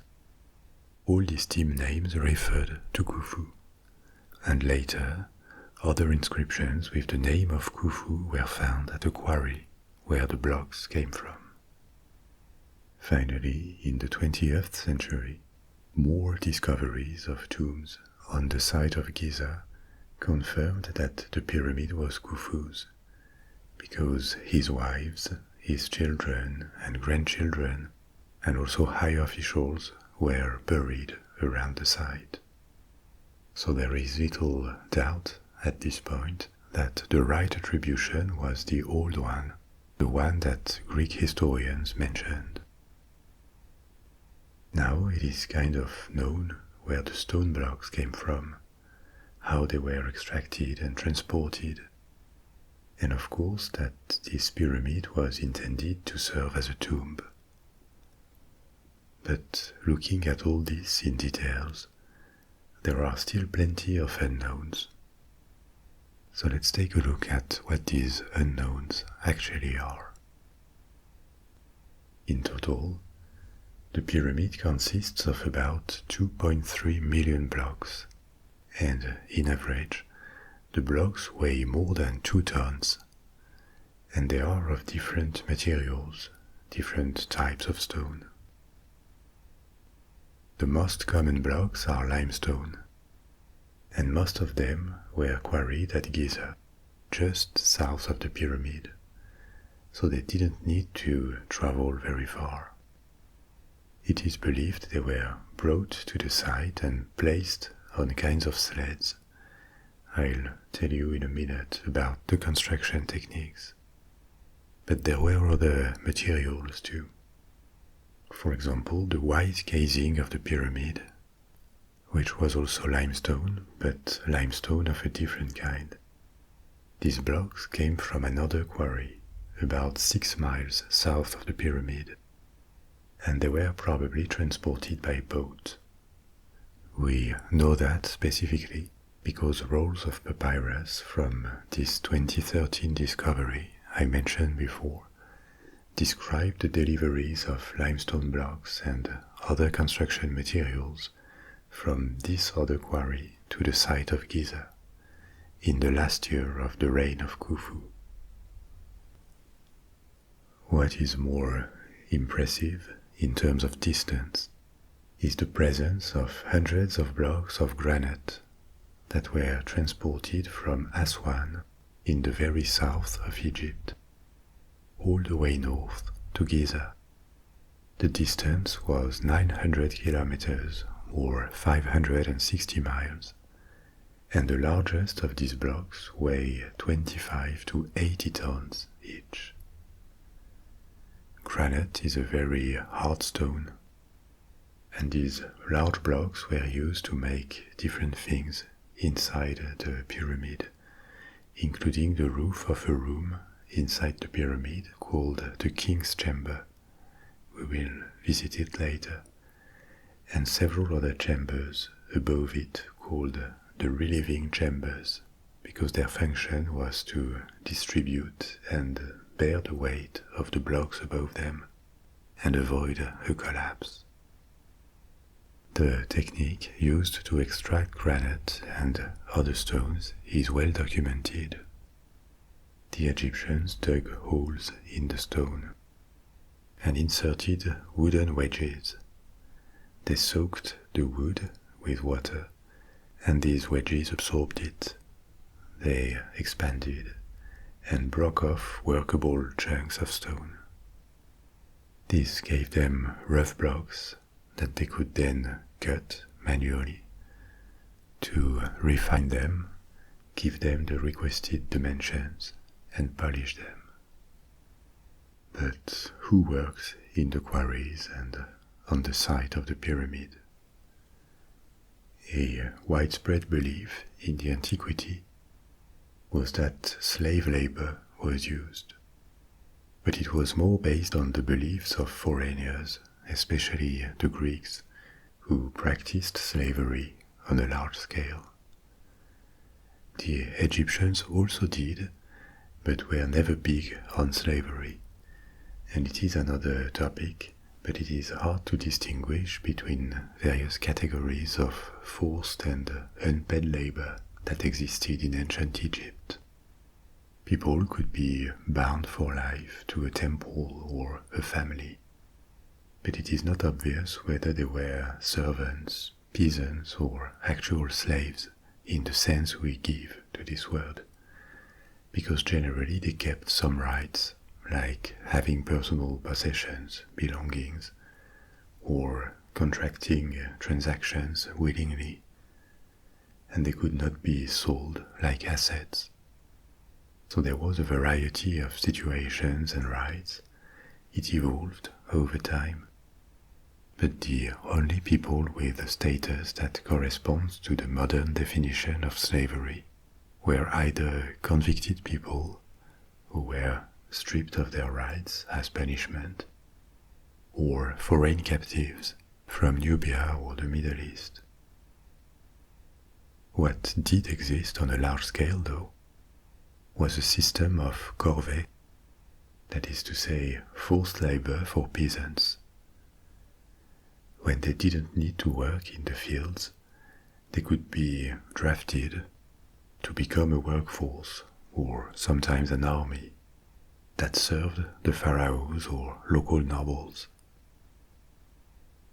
It is believed the majority of Egyptian large monuments were built like this by conscript laborers. So they left their villages for a few months and they were sent to Giza or to quarries to work there. They were fed and given shelter, and then they could return to their families, but their work was a gift or an obligation to the pharaoh. Now, how many workers were necessary?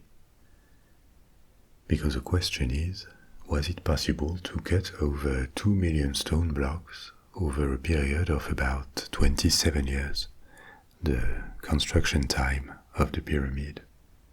That implies about 250 blocks every day in average. And this is one of the reasons why some people doubted the pyramid could be built in this time frame with the rudimentary tools that the Egyptians had at their disposal. So archaeological experiments were made to see how it was possible and if it was possible, with reproductions of Egyptian tools like copper chisels, wooden mallets, ropes, and stone tools. An experiment like this took place in 2017 on an abandoned quarry of Khufu, and it appeared that with these tools, and after they had acquired a bit of experience over a few days, including in particular the discovery that it was much easier when limestone was wetted with water, 4 workers could extract 1 2.5 tons block in less than a day. Given the other tasks, giving the block the right measurement and polishing it, it was estimated that quarries could have produced 250 blocks a day with a workforce of 3,500 quarrymen. So it kind of checked, because 3,500 men was much less than the workforce a pharaoh of Egypt had at its disposal. Another study of 1999 estimated that, assuming the construction had taken 27 years, the total project would have required an average workforce of about 13,000 people. For example, 3,000 to 4,000 in quarries, and around 10,000 working in transport and construction. There would have been peaks of construction activity in between harvest seasons with up to 40,000 workers, and slower periods. But considering that Egypt in the 26th century BC had a population of somewhere between 1 and 5 million, this is another estimate given by Egyptologists, mobilizing 40,000 workers at times of peak activity looks feasible. These experiments are very valuable because they answer the claims that building the Great Pyramid was impossible with the numbers and the means that the Egyptians had. People did the work of cutting blocks with the same tools, timed it, extrapolated it, and it checks. This was still a huge, complicated task, but not an impossible one. Something that helped build a bit faster is that only the visible external blocks, or the blocks that make the walls of inner chambers, fit together with precision and are perfectly polished. Core blocks, the ones that would be invisible once the pyramid was completed, were only roughly shaped, with rubble inserted between larger gaps, and also mortar was used to fill gaps and joints. So only a minority of blocks, still that's tens of thousands, but not all of them, were carefully shaped and polished. The rest was still somewhat precise, but much rougher. Now, apart from the performance of making and assembling so many heavy blocks, the pyramid is also an architectural challenge, a highly precise work.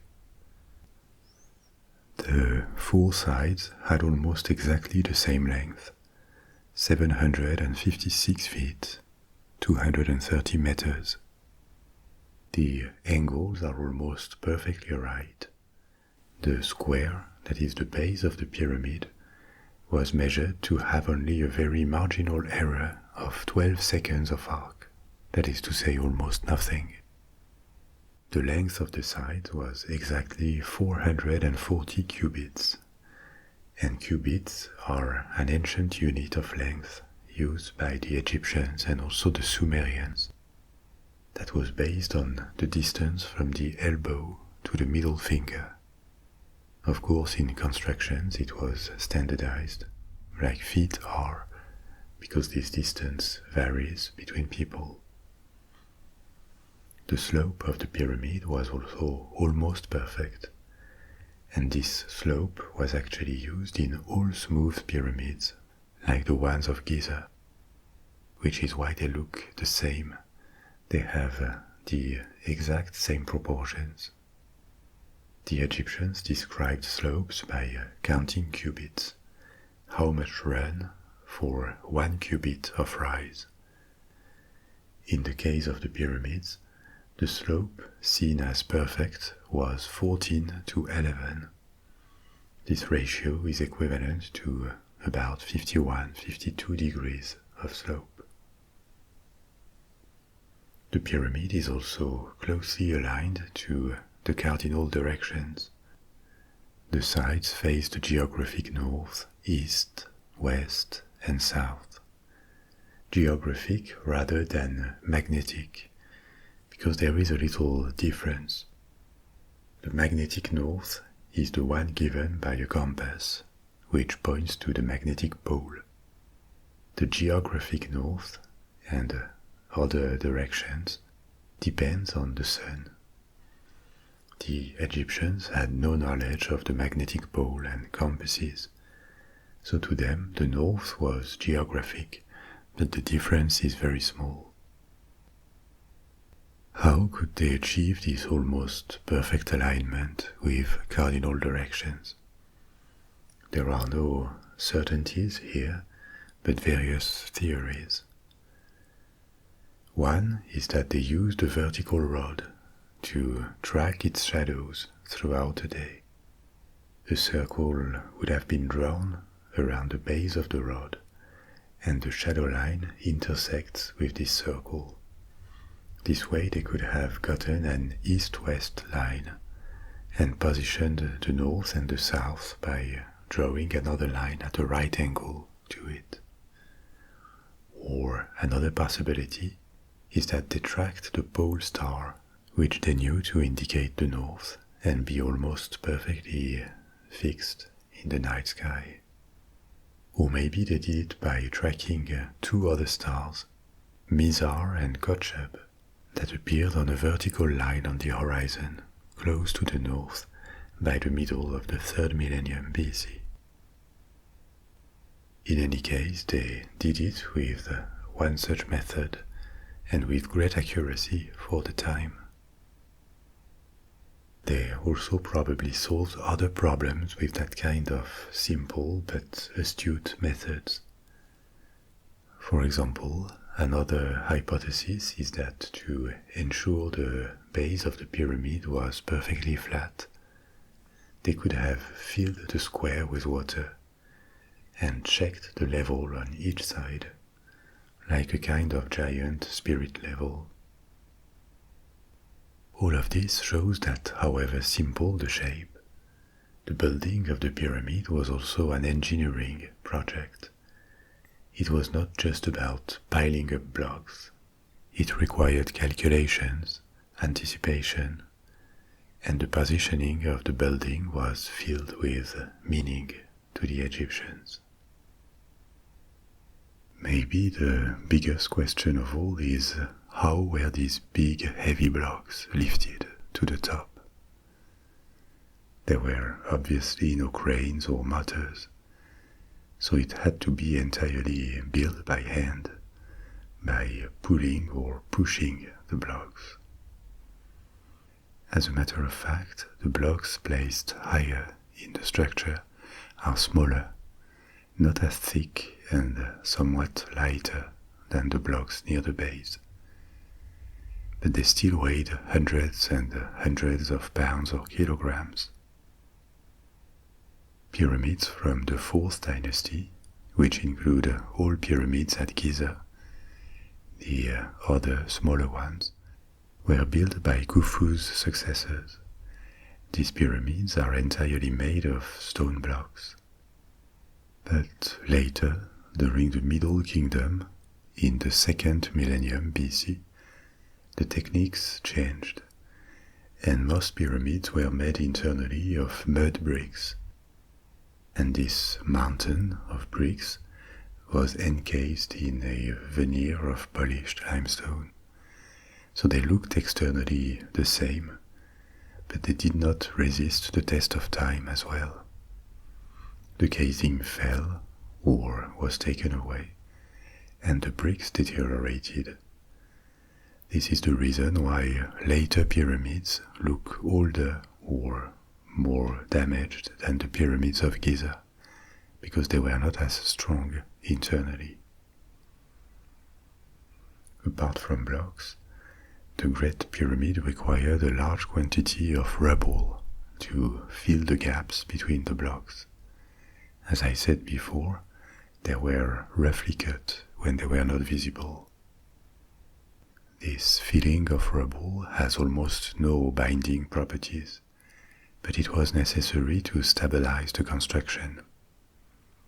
It also required a lot of gypsum mortar, thousands of tons, and this could be one reason why the building of such big pyramids did not last.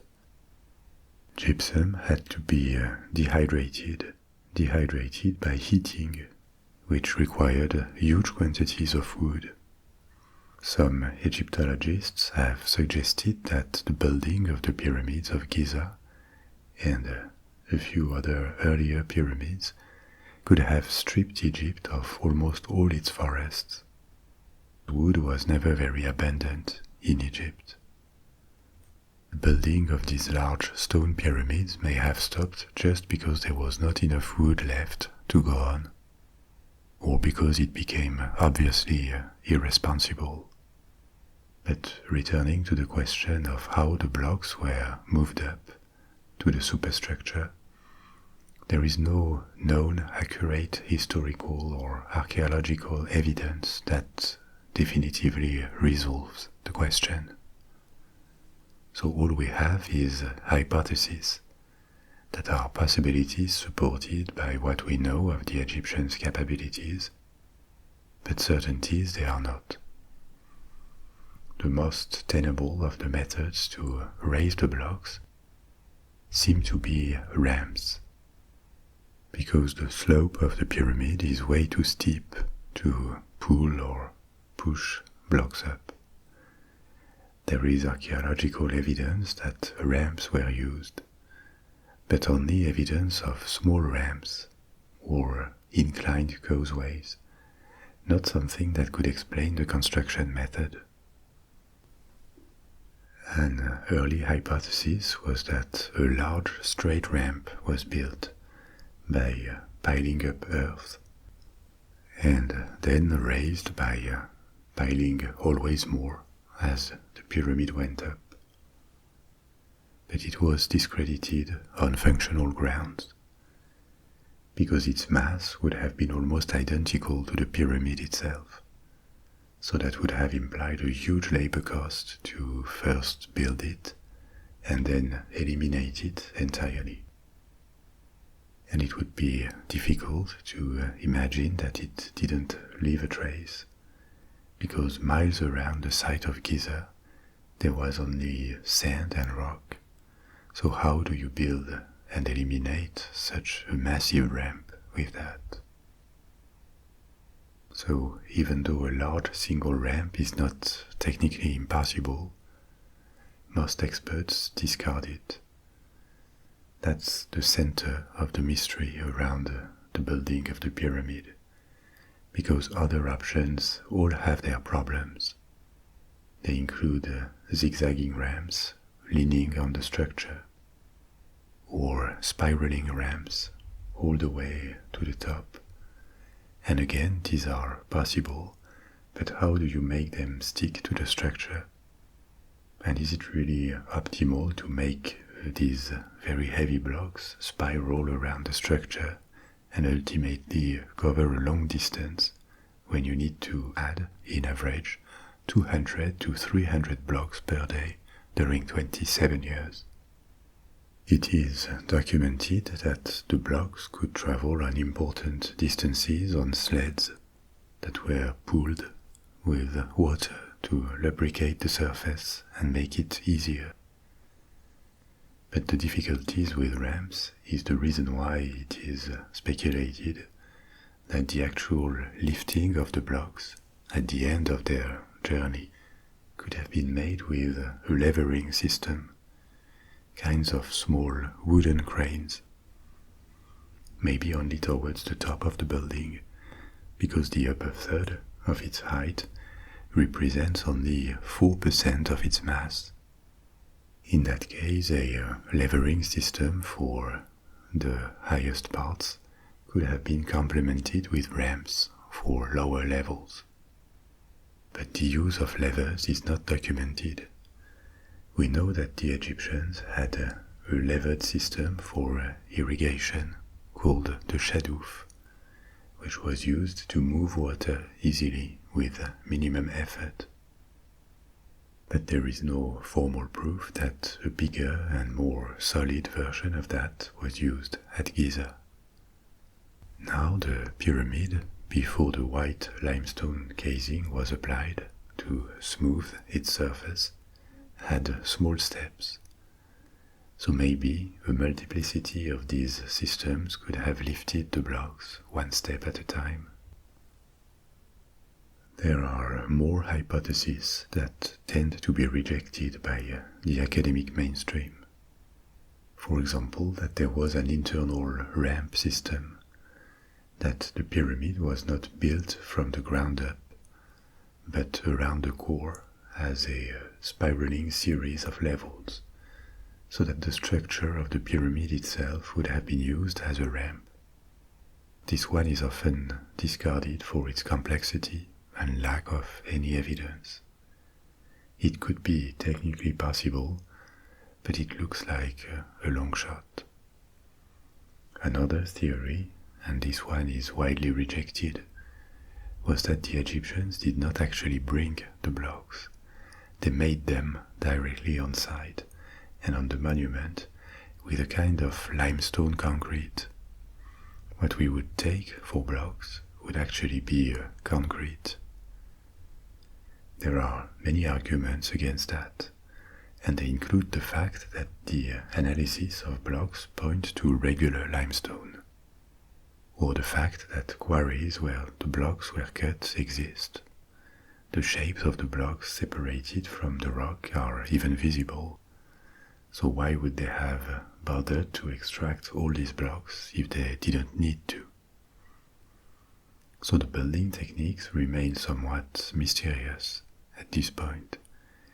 It is not really that there are no explanations at all, it is that there are several that look possible, but none of them is fully satisfactory. Hence the idea that there could have been a combination of methods to lift and place the blocks. But what we lack is definitive proof. Now that we have talked about the outside and the hypothesis about the building, let's take a look at the inside and also at the complex that once surrounded the pyramid, of which very little is left. But this is important to understand its function. For the size of the monument, there is not that much inside. Essentially 3 main chambers, a passage called the Grand Gallery, and various smaller corridors and shafts. Initially there was a single entrance to the pyramid. It is located on the north side, and the entrance is topped by a row of double chevrons that divert weight away from it. This entrance opens on a small, narrow, descending passage. The entrance is about 56 feet or 17 meters above ground, above the base level, and this passage inside descends approximately to the base level before starting to rise. But a second entrance, called the Robber's Tunnel, was dug at a lower level than the main entrance, and this passage, dug in stone, rejoins with the descending passage. It is not known exactly when this tunnel was dug, possibly during the time of ancient Egypt or after, but it was already here in the Middle Ages. At the end of this descending passage, there is a square hole in the ceiling, and through this hole you can access another passage, ascending this one, that takes you up towards the center of the pyramid, where the room called the King's Chamber is located. This opening in the ceiling is not practical at all, and obviously it was not intended to be a corridor for people to circulate. It was just a way of bringing the mummy of the pharaoh and his treasures to the burial chamber before closing down the pyramid forever. It is believed that this entrance was hidden by a block initially, and putting it in the ceiling was a way of hiding it, but it was found and removed long ago. Now the descending passage does not end here. It keeps descending into the bedrock, and this part was dug presumably before the pyramid was built above, and it leads to a subterranean chamber. This one is located 27 meters or 89 feet below base level, so it is deep underground, and it is fairly large. It is rectangular and measures roughly 27 feet by 46 feet, or 8 by 14 meters, with an approximate height of 4 meters, 13 feet. This size contrasts with other chambers and even more with all the corridors and passages, which are very narrow. This was not necessarily a choice. The weight of the pyramid is such that you just cannot have large void inside. But in this underground chamber, deep into the bedrock, it was possible. The exact function of this underground chamber is unknown. If there was something here, it was taken away long ago. because this chamber was already well known in the antiquity. Greek authors like Herodotus mentioned it, and it was already empty back then. It has been suggested that it could have been the intended burial chamber for Khufu, but that it would have been abandoned during the construction for the other chamber located up the king's chamber.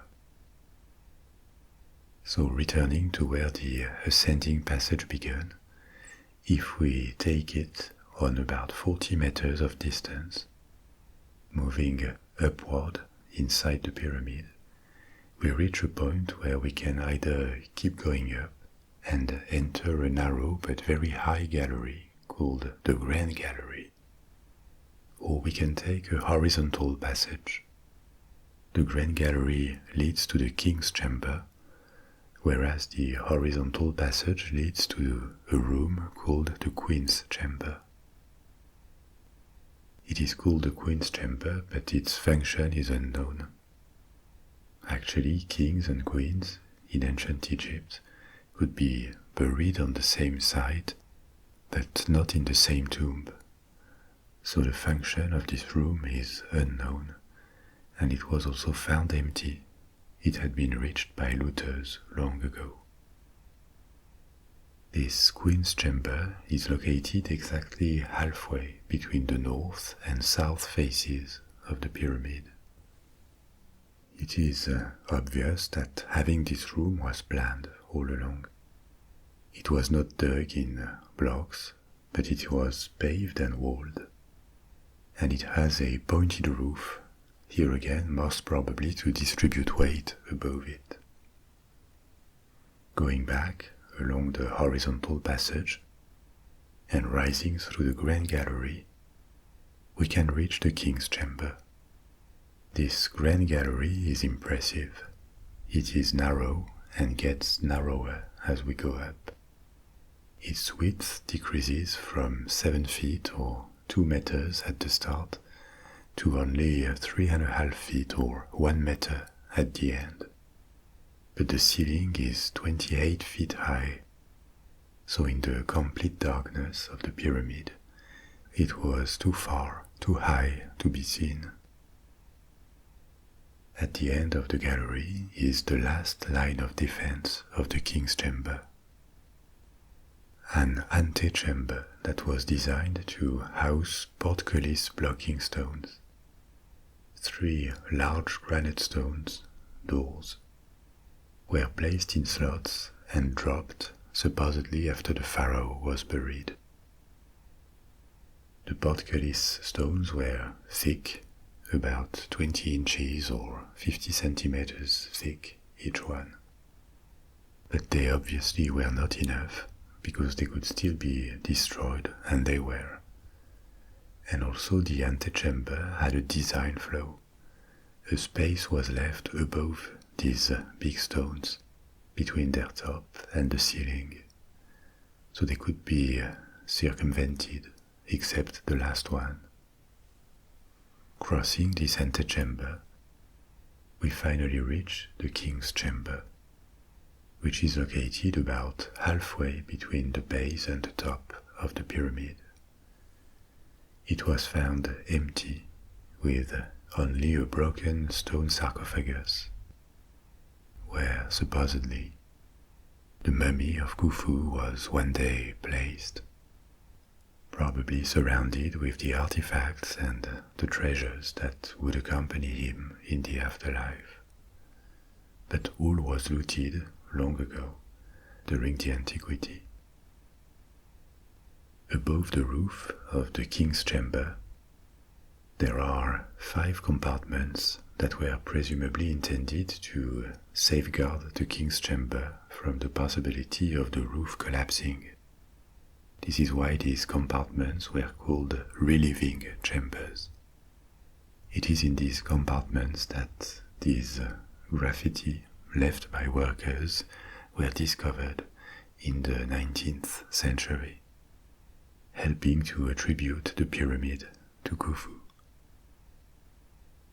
I told you before that after Khufu, the size of pyramids decreased the rest of the site of Giza, which has three main pyramids and smaller ones, was built over approximately a century. But the other ones are smaller.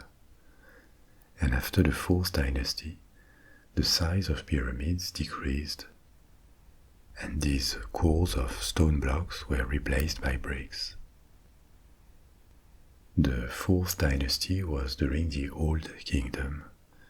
By the Middle Kingdom, the practice of building pyramids declined over time, and during the New Kingdom, in the second millennium BC, the second half of the millennium, pharaohs and nobles were buried, preferably, in underground tombs that still required work, but nothing near the building of a pyramid, like Khufu's.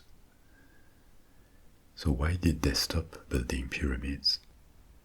There may not be a single reason, but it is likely that this practice became unsustainable for Egypt as a country and as a society. Maybe for ecological reasons. I mentioned before that wood consumption, especially as fuel to make mortar, was huge in a country with few wood.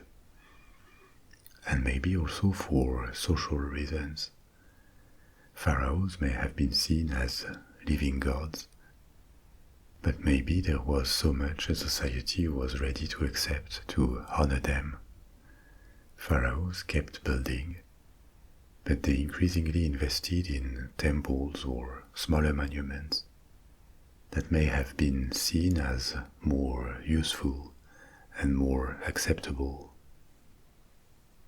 In any case, there was also a temple associated to the pyramid, presumably dedicated to the cult of Khufu after his death. It stood on the east side of the pyramid and has almost entirely disappeared. And there was also a causeway that linked the pyramid to the river. Only a few remnants of it remain. There was also a cemetery to the east of the pyramid, where the tomb of Khufu's mother was found, but her coffin was empty, even though it had been sealed and never violated. This is maybe another mysterious story that happened there, and we will never know what happened. A lot of the archaeological work on the site has also consisted in studying the surroundings. And these studies have revealed that there once was a thriving port, so probably an economic activity, maybe around Khufu's temple. There were barracks for soldiers or workers, and plenty of remains left by the thousands of men, at times the tens of thousands, that worked, ate, lived, slept on the site, forming a town, even a temporary city. If only these thousands of workers who contributed to create one of mankind's most impressive ancient monuments could talk, maybe the mystery of exactly how the pyramid was built could be explained.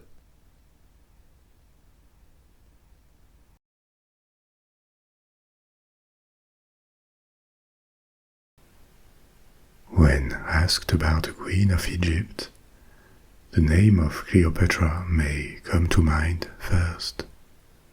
And Cleopatra was a relevant historical figure. But she reigned 1500 years after Hatshepsut, and she was the last queen of a foreign dynasty, founded by a Greek general, Ptolemy, after the conquest of Egypt by Alexander the Great. Hatshepsut lived long before that, at a time when Egypt was the great power of the Middle East, a rare beacon of advanced civilization in the world. And her reign was peaceful, prosperous, and on many counts successful rather than chaotic and ultimately tragic like Cleopatra's. This extraordinary life, this reign, and this period of Egyptian history is what we will explore tonight.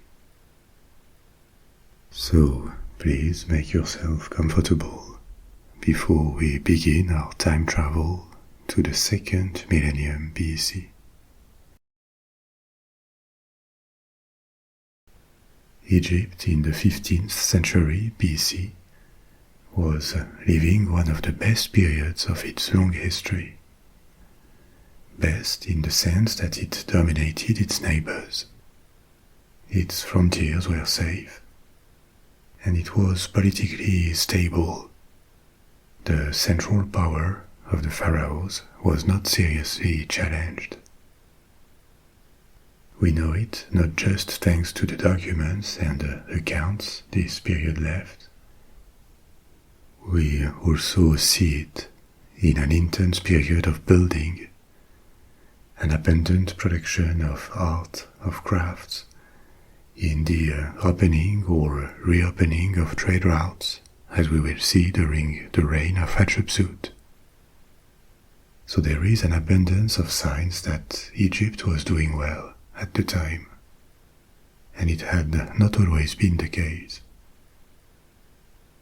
As you know, there were ups and downs along the very long history of ancient Egypt. As a civilization, it lasted for more than 3,000 years. The usual way of dividing, of structuring the chronology of Egyptian history is to split the timeline into different periods. It started with an early dynastic period when Egypt emerged from prehistory, and the first period of unification and relative prosperity began in the 3rd millennium BC, a period called the Old Kingdom. There were 3 of these periods of unity that are typically considered high points in the history of Egypt, because the country was unified under a single ruler. Generally, it faced no major crisis during this period, no invasions, no lasting period of dislocation, of civil war, and this allowed the Egyptian pharaohs and the elite of society to prosper, to build and enjoy the blooming of their culture, of their art and their lifestyle. The majority of the spectacular monuments that Egypt left were built during these periods of unity. So, the first of these periods is the Old Kingdom, which lasted for about 500 years, in the 3rd millennium BC. The Old Kingdom was the period when the largest pyramids were built, a practice that receded later.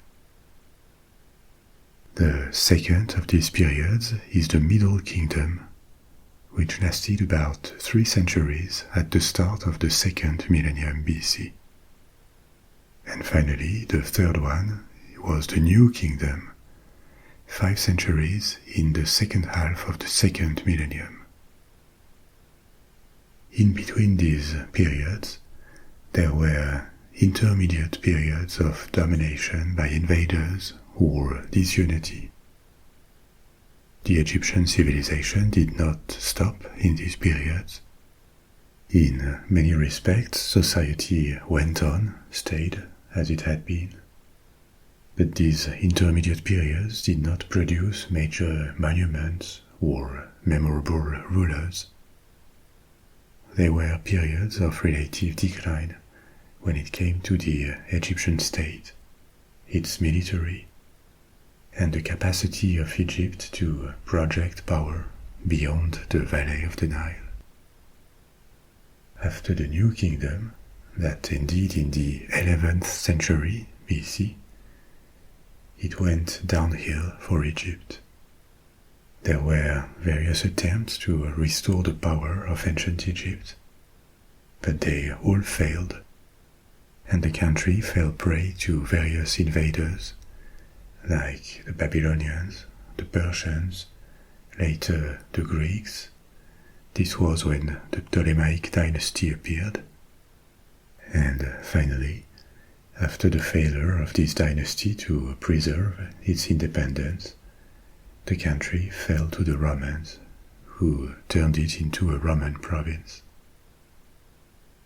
During the Roman period, the culture of ancient Egypt faded quickly. Christianity ended up replacing the old religion. Cultural expression and everyday life in Egypt had been intertwined with beliefs. For thousands of years, even the economy was structured partly around the temples, and all this collapsed into oblivion in the first centuries of our era. The culture, the religion, the social organization, what made the distinctive traits of ancient Egyptian civilization disappeared.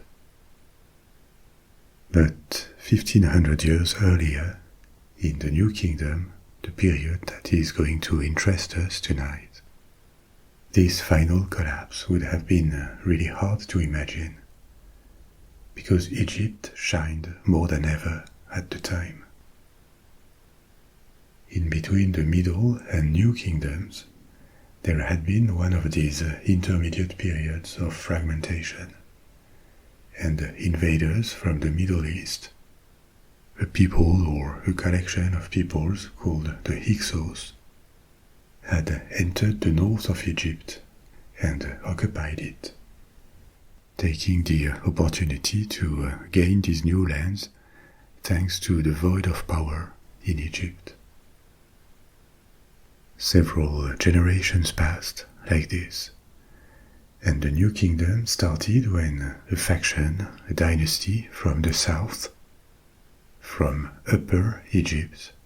Upper Egypt is the south, Lower Egypt is the north, where the Nile turns into a delta and reaches the Mediterranean Sea. So this dynasty from the south revolted against the rule of the Hyksos, and after years of war, reconquered all of Egypt. When the country was reunified, its capital stayed in the south, in Thebes, the city of origin of the new dynasty of the new masters of Egypt. Thebes is a Greek name. The Egyptians knew this city as Waset, and the modern city that exists where lie the ruins of Waset is called Luxor.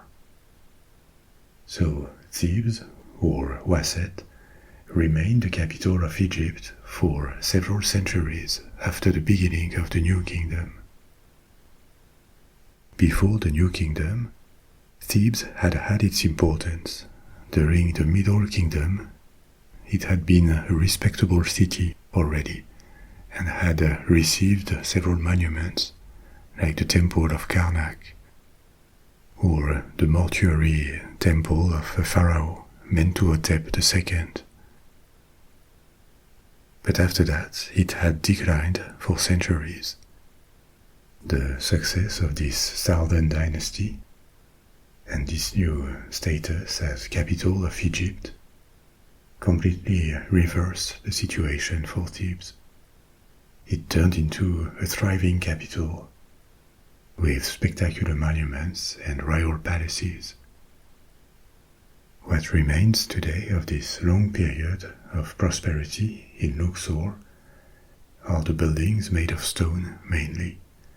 There are temples like Karnak, the Temple of Luxor, and on the other bank of the Nile, the one symbolically dedicated to the dead. There is the Valley of the Kings, the Valley of the Queens, several mortuary temples. One was built by Ramesses II. he was also a pharaoh from the New Kingdom. And another mortuary temple, a very particular temple that looks like no other. It is at the foot of a high cliff, but instead of trying to compete with it complements the cliff, horizontally, with ramps and terraces. These elements were not new in Egyptian architecture, but the way they were combined to create this temple is rather unique. This temple, in a site called Deir el-Bahari, is one of the most famous monuments of ancient Egypt, and it is also the mortuary temple of Hatshepsut. Even if its ruins are impressive, it is only the shadow of what it used to look like.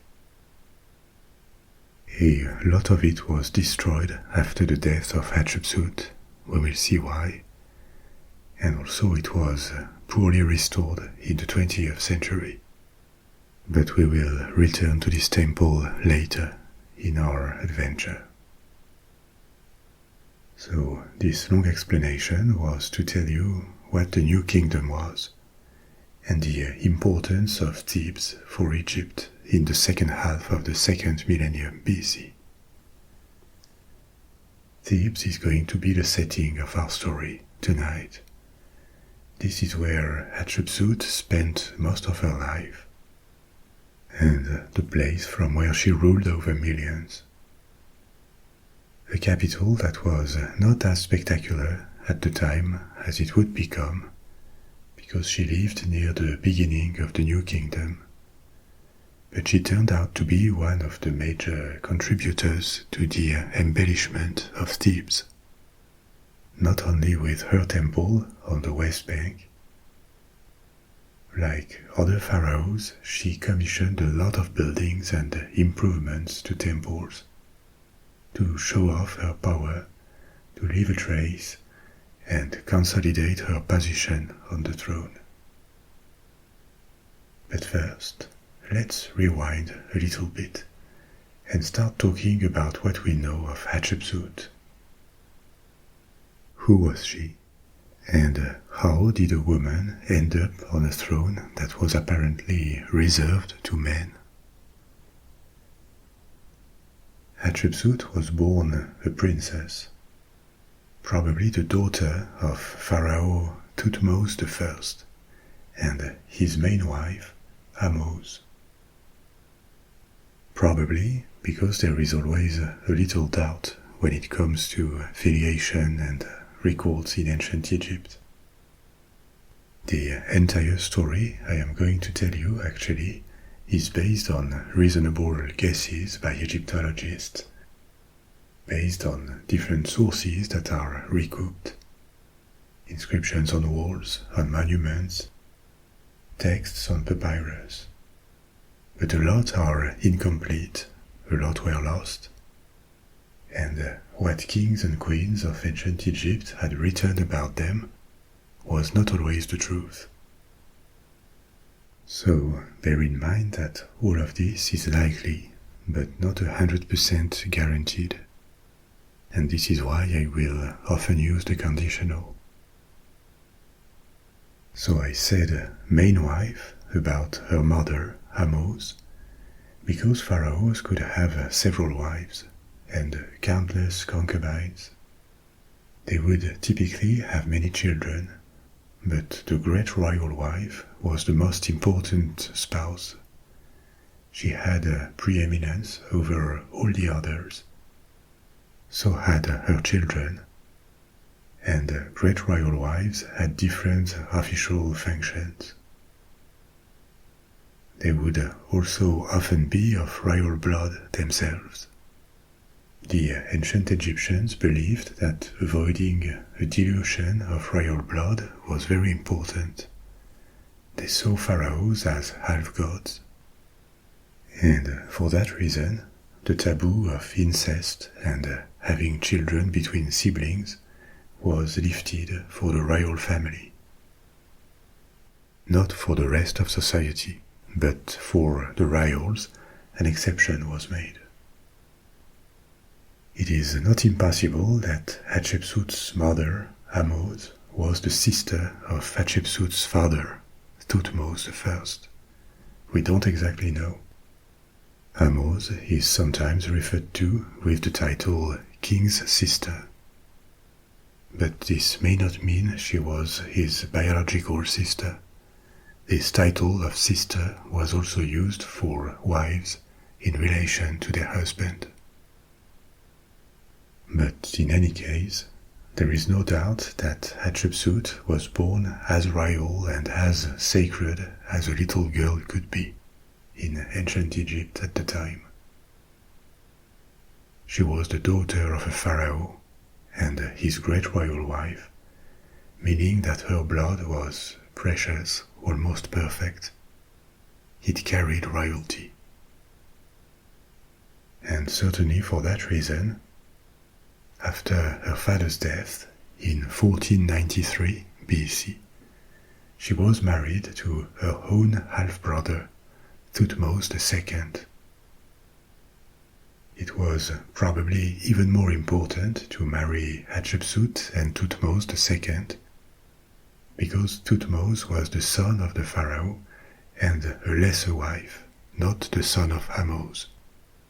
Presumably, Thutmose I and Ahmose did not have a son, and this is why the son of a lesser wife was chosen as the successor. He was the backup plan. So maybe his blood was not considered as perfect, as pure as Hatshepsut's, which made this marriage particularly desirable to preserve the quality of the bloodline. Hatshepsut and Thutmose II were both around 14 or 15 when this marriage happened, and they became at the same time half-brother and half-sister and spouses. Little is known about Thutmose II. In the history of Egypt, he was completely overshadowed by his father and his successors, including Hatshepsut. Thutmose I, the father, was a glorious ruler. He was on the throne for 12 years, which was not extremely long, but he had time to campaign extensively and push the borders of Egypt farther than ever before, to the south in Nubia and to the northeast in the Levant. These were the two traditional areas of expansion for Egypt. Thutmose I was also the first pharaoh, apparently, to commission a tomb for himself in the Valley of the Kings, on the west bank of Thebes. This started a tradition that lasted for generations of pharaohs. In contrast, the reign of Thutmose II was really unremarkable, and there is still a debate between experts about how long it lasted. His reign did not leave major traces on monuments, possibly because they were usurped, diverted by his successors, including by Hatshepsut. That was a common practice. We will come back to that. Generally, a reign of 13 years is attributed to him, but this is contested, and some think it was way shorter than that, based on clues like the number of scarabs found with the name of each pharaoh. What does it mean? It was traditional to make scarabs as amulets and ornaments with the name of the reigning pharaoh on them, and these little objects were not significant enough to be usurped by pharaohs. So the quantity of scarabs found on archaeological sites with the name of a pharaoh gives a hint of how long the reign lasted. If it was short, there is not going to be many. This kind of evidence is not perfect, of course. For whatever reason, the number of scarabs made could have increased or decreased. But it gives a clue. And here, the limited number of scarabs bearing the name of Thutmose II points to a short reign of a few years, maybe only 3 or 4 years, instead of 13. So it is still a debated question how long Thutmose II lived and reigned. But what is more certain is that there were no big accomplishments during his reign. It seems he suppressed a rebellion in the south, in Nubia, after his accession. These rebellions, when there was a change of pharaoh, were rather common at the time. But we don't know anything more about his decisions or his character. He had one son, though, not with Hatshepsut, but with a secondary wife, or a concubine, a woman named Iset or Aset. This son, Thutmose III, was a toddler. He was aged only 2 when Thutmose II died, and as the laws of succession required, Thutmose III became the new pharaoh. To Hatshepsut, the widowed great royal wife, this 2-year-old was the son of her dead husband with another woman, but also the son of her half-brother, her nephew. And because she was the great royal wife, and he was not of age to reign yet, the logical outcome of this situation was a regency under her command that would ensure the continuity of the state until Thutmose III would be of age to reign and command by himself.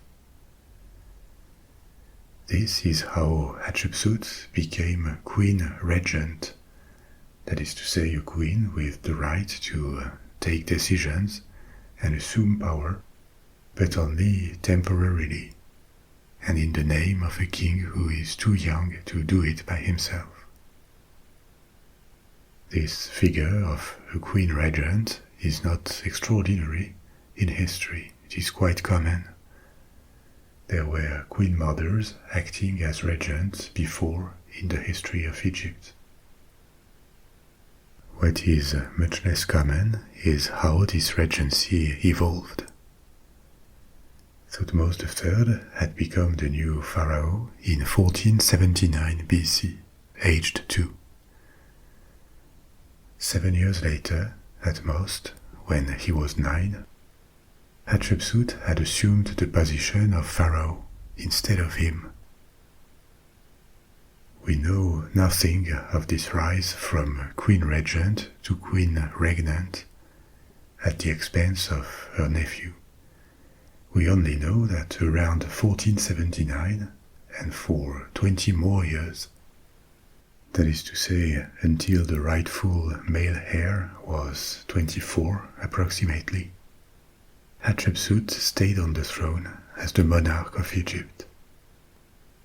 And not just whatever head of state, she used all the attributes of royal power of pharaohs: the crown, the scepters. She had a portrait made in paintings and statues as a male pharaoh, or she was referenced as the pharaoh of Egypt in all official documents. We know this happened, but we barely know anything of the circumstances. We can only imagine or speculate about them.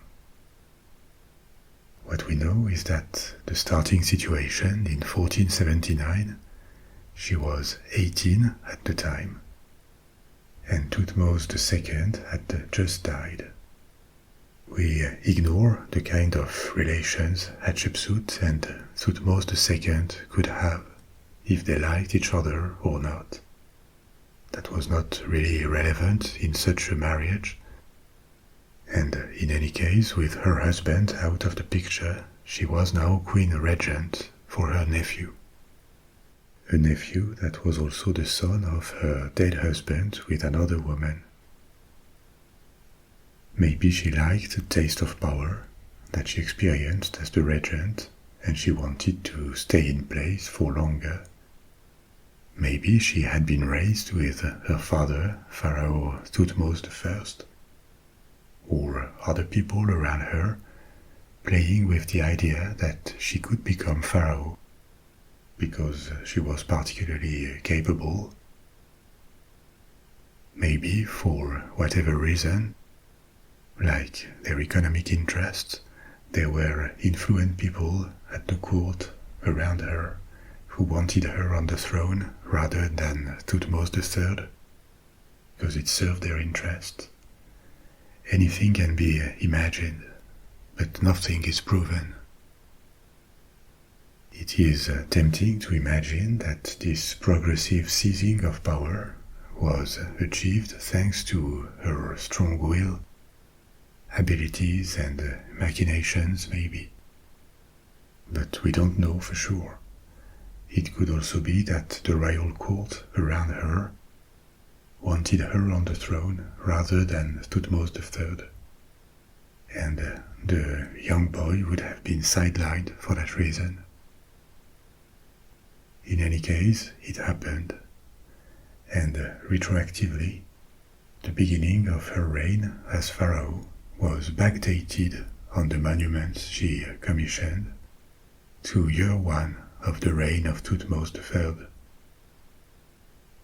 which showed that she really had taken the throne for herself. Was it really a first to see a woman seizing the throne for an extended period of time and out of a period of regency? Not exactly, actually. Hatshepsut was the most spectacular example, but it had happened before. It had happened in the mid-18th century BC with a female pharaoh named Sobek-Neferu. Sobek-Neferu lived about 280 years before Hatshepsut, and she ascended to the throne at a time of disruption. The Middle Kingdom was ending, and for 2 centuries there would be a period of fragmentation and loss of independence. This intermediate period with the Hyksos that I mentioned before, until the restoration of the New Kingdom.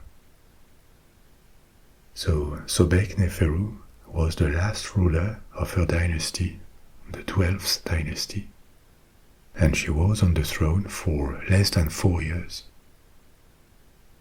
But she did reign. Politically, she was not a very important pharaoh, and like many others, she was more an obscure ruler at the time of decadence. But still, her name remained on lists of kings, and the limited remains of her reign, bits of statues and inscriptions, tell us that she adopted the full list of titles that male pharaohs used at the time. She had at least one sister, Neferupta, and the records about Neferupta, the sister, strongly suggest that she was educated, she was groomed to become a female pharaoh, which didn't happen, maybe because she died before, but it happened to her sister Sobek-Neferu. They were both daughters of a reigning pharaoh, Amenemhat III, and this makes it likely that the decision to have a woman succeed him on the throne had been taken before it happened. It was not a coup that Sobek-Neferu organized after her father's death. But Sobek-Neferu has been mostly forgotten as a historical figure because her reign was short, We know close to nothing specific about it, except that it took place. And given that she reigned just at a time when the 12th dynasty was in steep decline, Egypt was entering a period of chaos. It was not a particularly glorious or successful reign, neither.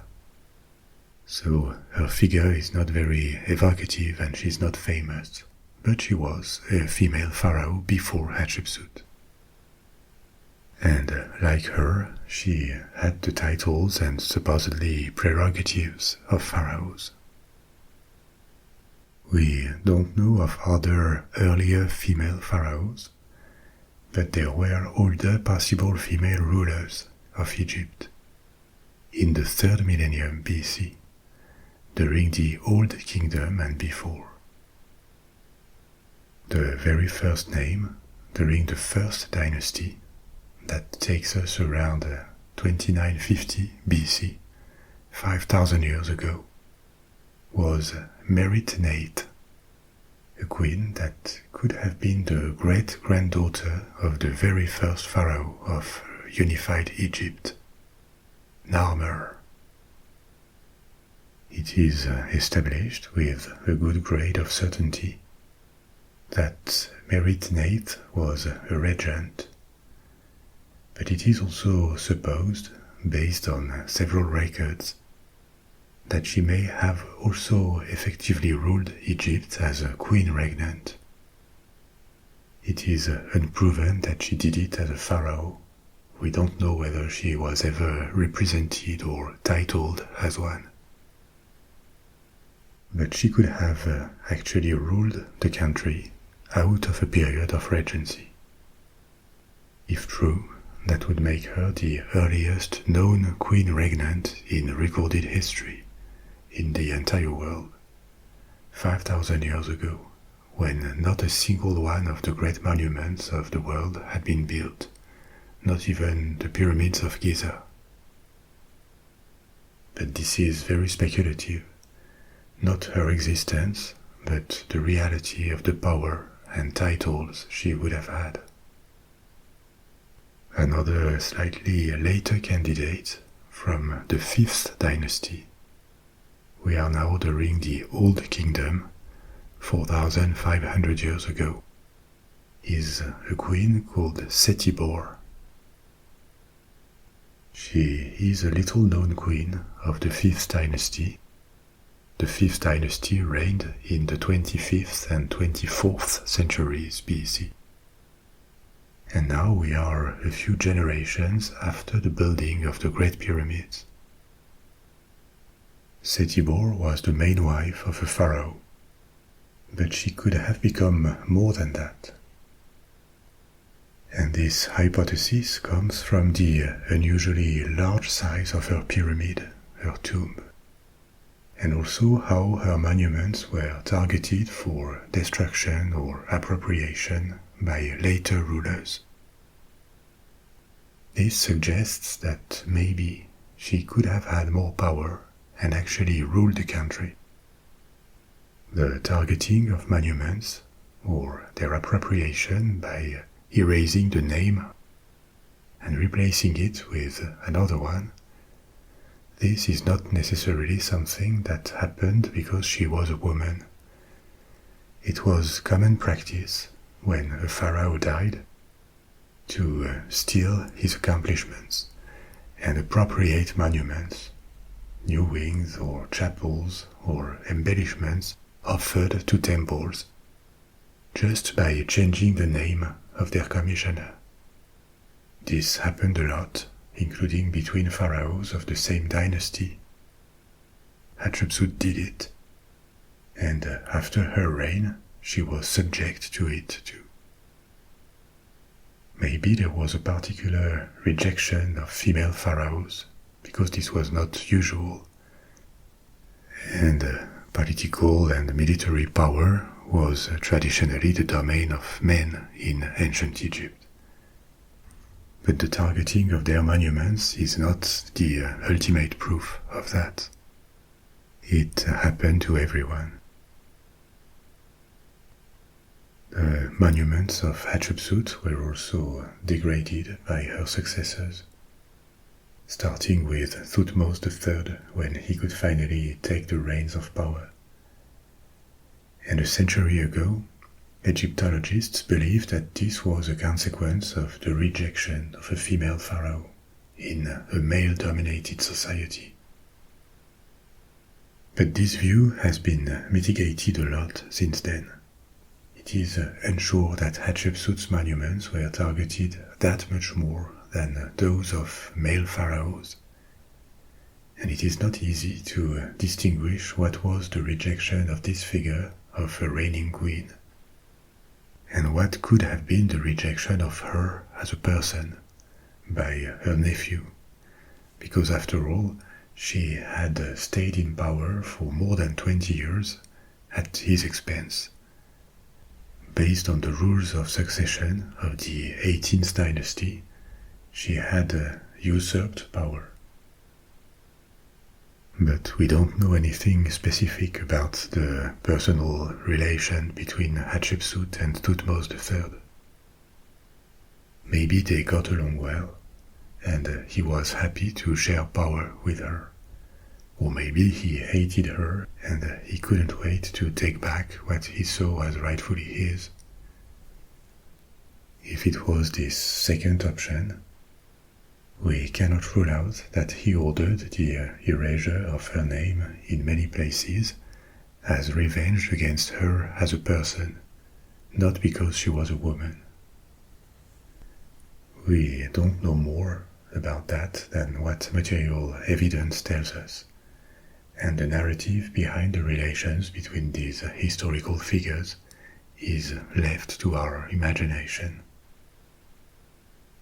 So, returning to Setibor, this queen of the 5th dynasty, she may also have reigned despite the absence of formal proof, because her pyramid was unusually large and her name was targeted more than usual.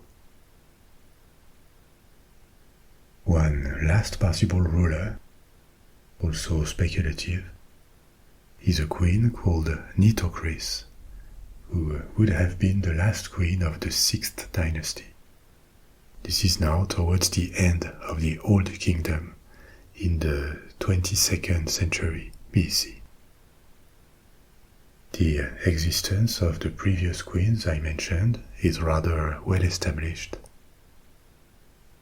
But that of Nitocris is much more controversial, because her name only appears in records that are dated to many centuries after her death. We don't have contemporary records, and this made a lot of Egyptologists suspect that she was legendary rather than historical. The first Greek historians, for example, attributed the 3rd Pyramid of Giza, smaller than the first two, to Nitocris, but this is completely ruled out by modern historians. They attribute that pyramid to Menkaure, a king of the 4th dynasty. So Nitocris is uncertain. But with all the precautions required, if she was real, she could have reigned sometime in the 22nd century BC and be a precursor to Hatshepsut and Sobekneferu. Real or not, all these queens had a few traits in common. If we exclude Hatshepsut, short reigns of a few years at most, and at times of decline, of disruption. Nitocris would have lived at the end of the 6th dynasty, which corresponds to the collapse, the dislocation of the Old Kingdom. And Sobekneferu, who is real and documented, lived at the end of the Middle Kingdom. So this suggests that women could arrive on the throne at times of political or military collapse, which would reinforce the feeling that it was accidental and only possible in times of trouble. Hatshepsut is unique in this sense, She took the title and the prerogatives of a pharaoh for a long time, not for a few years only, and at a time of prosperity and success for Egypt. She didn't end her dynasty, but she reinforced it. And when Thutmose III took the reins of the country, a country in very good shape, he used it to become the greatest conqueror of the 18th dynasty. So she transmitted him a wealthy, powerful and confident kingdom with a potent war machine that he could use to expand Egypt well beyond its historical borders. On all counts, political, military, economic, what we know of the reign of Hatshepsut could be called successful. So let's examine what she did during these 20 years as pharaoh. First, how do we know her reign was a prosperous period? It can be deduced from mainly two things. First, there were no important conflicts on the borders or inside. No trace, no mention of a war during these 20 years can be found. There were certainly police operations on the frontiers, or raids, to keep in check peoples that at the time were subjugated by Egypt, in the Levant and in Nubia. But we can be confident that no big destructive conflict happened during her reign. And by default, Egypt tended to prosper when its economy was not perturbated. This is confirmed by a second thing, the building activity. Hatshepsut turned out to be one of the most prolific builders in ancient Egypt. Her most spectacular works were in Thebes, like her temple or the works she commissioned at the temple of Karnak. But throughout Egypt, north and south, she also commissioned hundreds of projects, temples, chapels in existing temples, restoration of crumbling buildings or monuments. This indicates she had the means to order so much work, and it couldn't have happened in an impoverished country. Why this urge to build like this?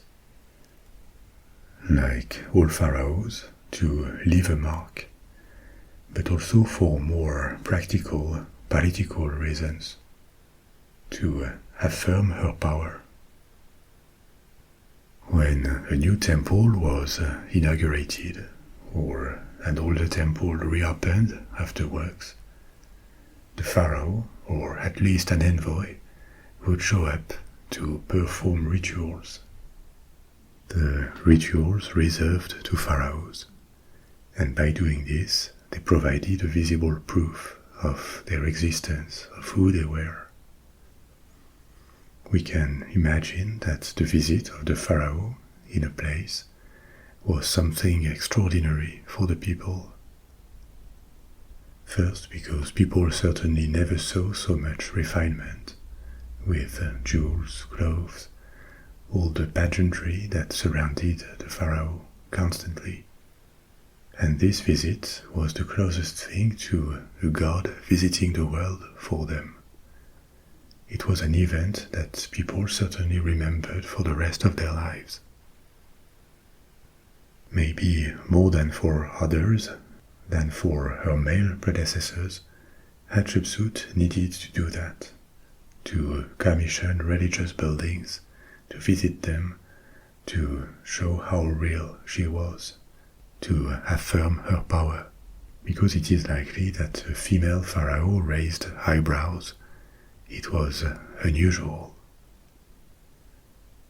Actually, in her representation, in statues, Hatshepsut asked to be represented as a male pharaoh, with attributes that never appeared on women. like the false beard that pharaohs typically wore, or ram's horns. Symbolically, with these signs of masculinity, she was probably trying to communicate that she happened to be first and foremost a pharaoh in a woman's body. We don't know what she thought of it, whether she believed that women should be allowed to govern, or she somehow saw herself as an exception, a woman with the soul of a man. This rhetoric of a woman with a masculine soul or a masculine heart is something that comes back in history when queen regnants stayed in power for a long time. It was also said of Elizabeth I in England or Catherine the Great in Russia, for example.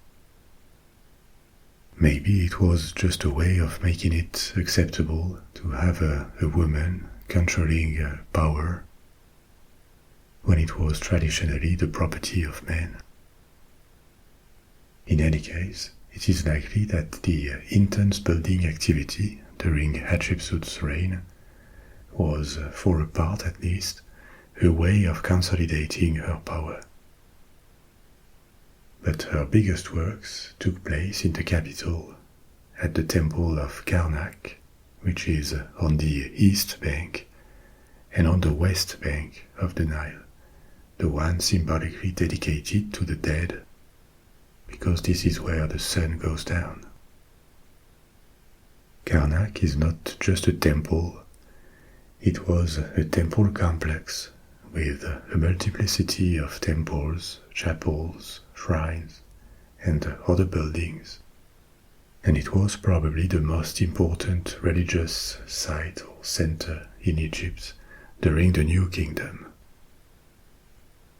We saw before how the importance of Waset of Thebes increased during the New Kingdom because it was the base of the dynasty that reconquered Egypt from the south, the 17th dynasty, that was quickly replaced with the 18th dynasty after the reconquest.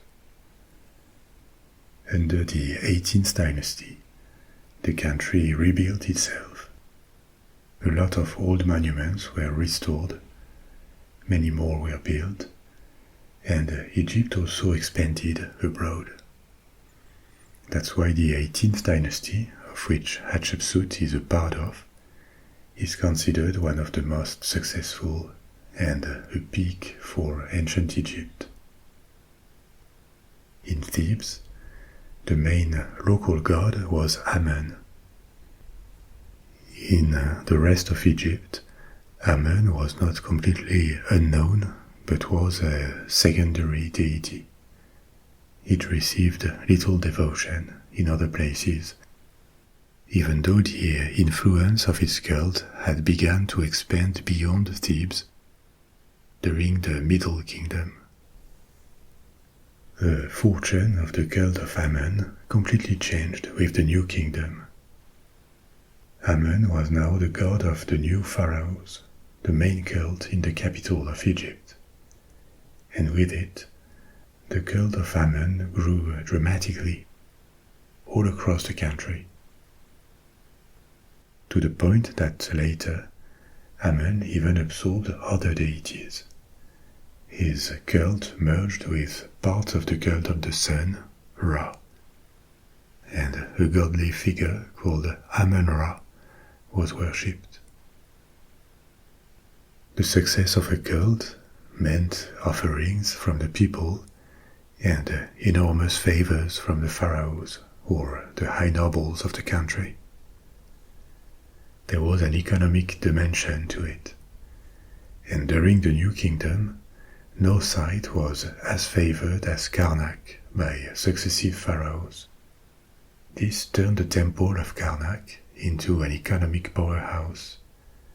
There were the offerings, of course, but the temple also owned land, cattle, workshops, because temples were important economic units in Egypt, and Karnak was at the time probably the most powerful and wealthiest of them.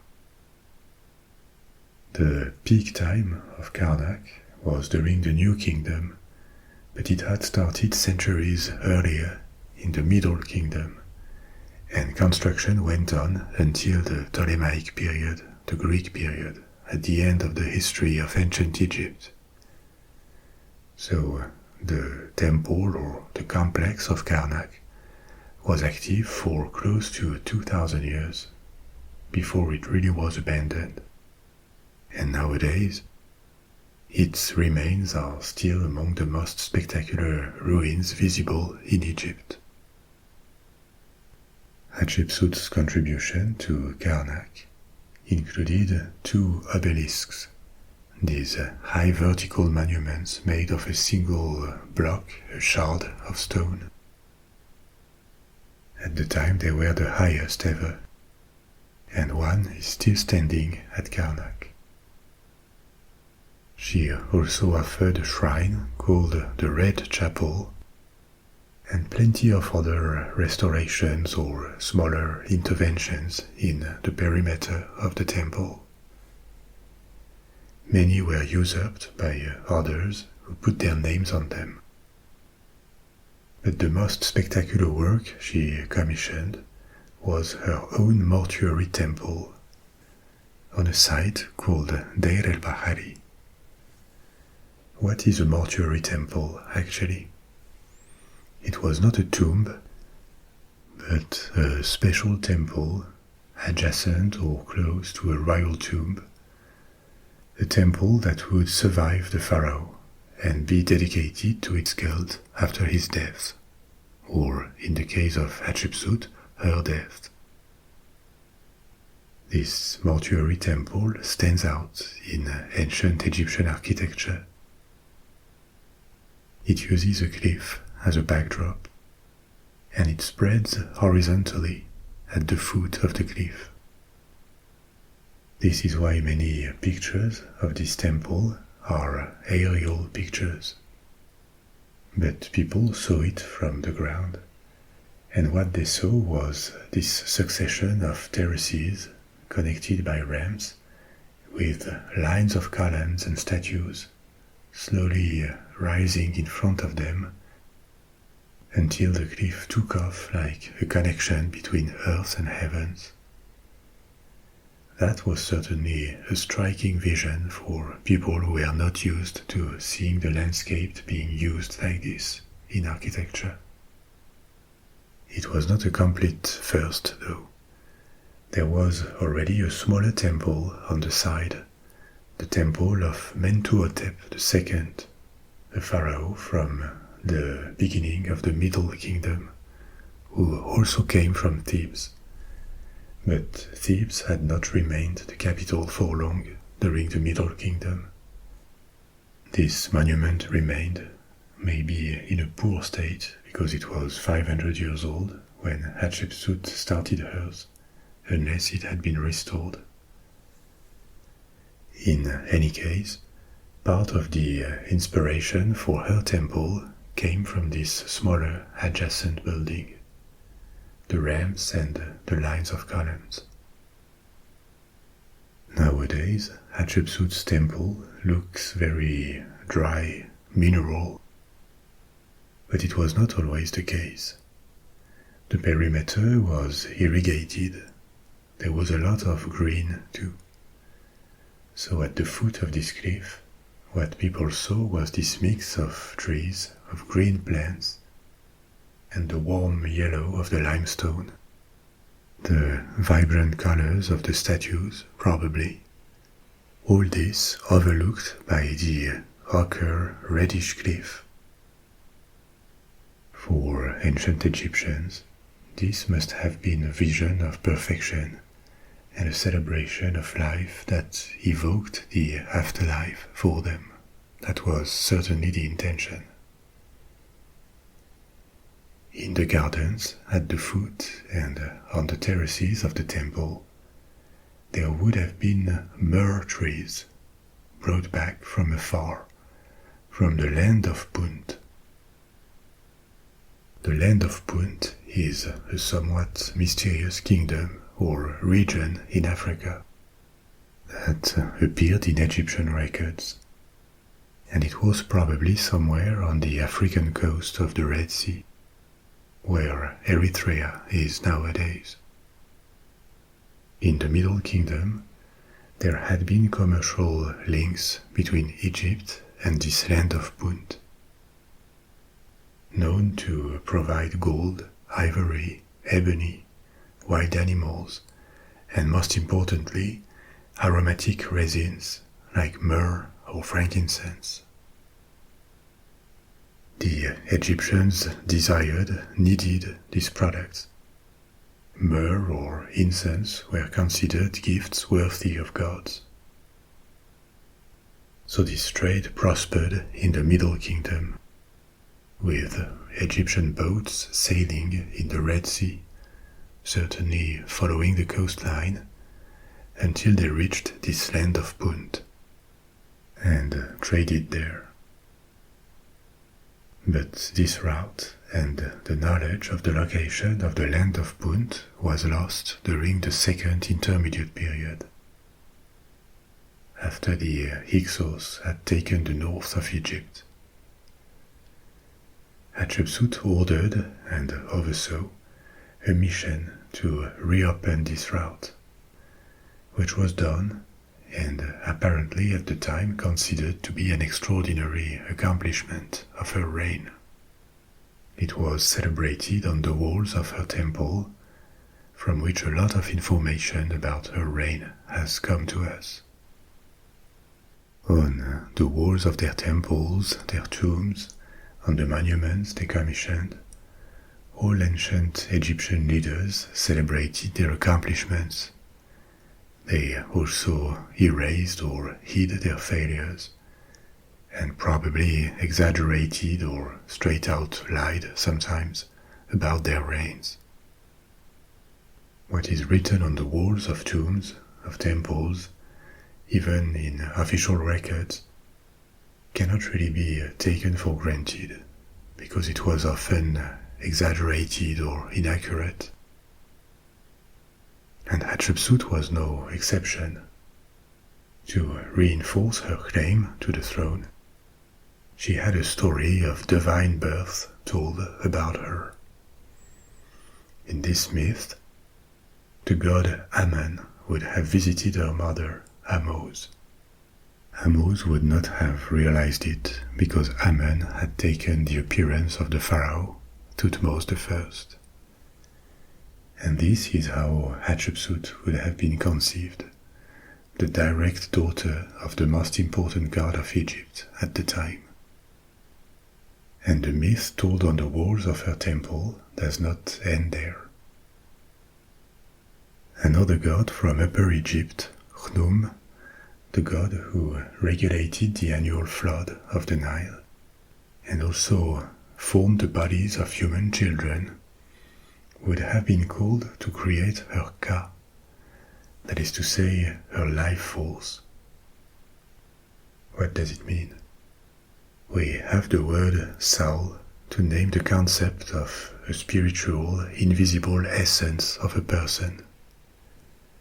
But the Egyptians did not have a single concept like soul for this invisible essence.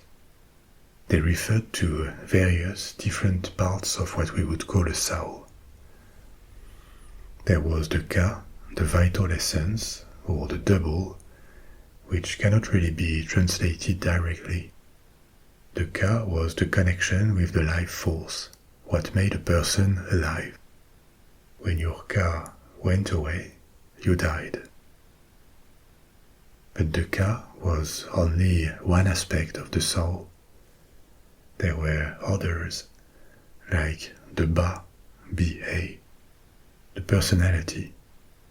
There was the Shut, the shadow, the Ren, which was the identity, the name, and several others of these invisible yet indispensable dimensions that make a living person, that collectively we would call the soul.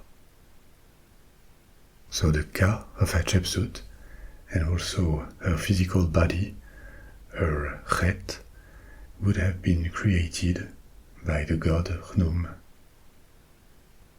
And then this god and the goddess Heket of life and fertility would have led her mother Amos to the place where she would have given birth to Hatshepsut. This myth was elaborated when she reigned, and it was obviously a way of, again, reinforcing her claim to the title of Pharaoh. In the same vein, she had texts on the walls of her temple assert that her father designated her as his successor, which is dubious, probably even a big lie, because if true, she would not have started as a regent. But that was the name of the game, and she was certainly not the first to come up with that kind of lies to strengthen her power. After 21 years of reign, first as a regent, and after a few years as a queen regnant and a pharaoh, it all ended in 1458 BC, when Hatshepsut was 50. The circumstances of this end of reign are also a bit mysterious. A possible explanation is simply that she died of old age.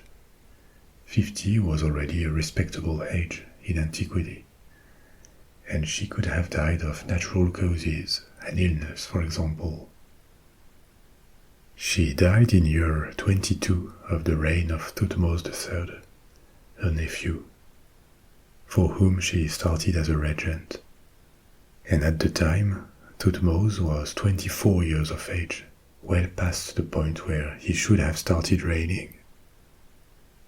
Retroactively, the reign of Hatshepsut was erased from many records, as if Thutmose III had been the direct successor to Thutmose II.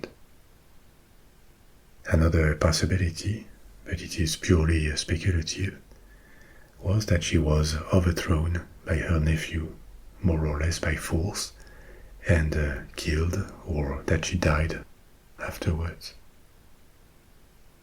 An unknown is the type of relation there was between Hatshepsut and Thutmose III as he grew up.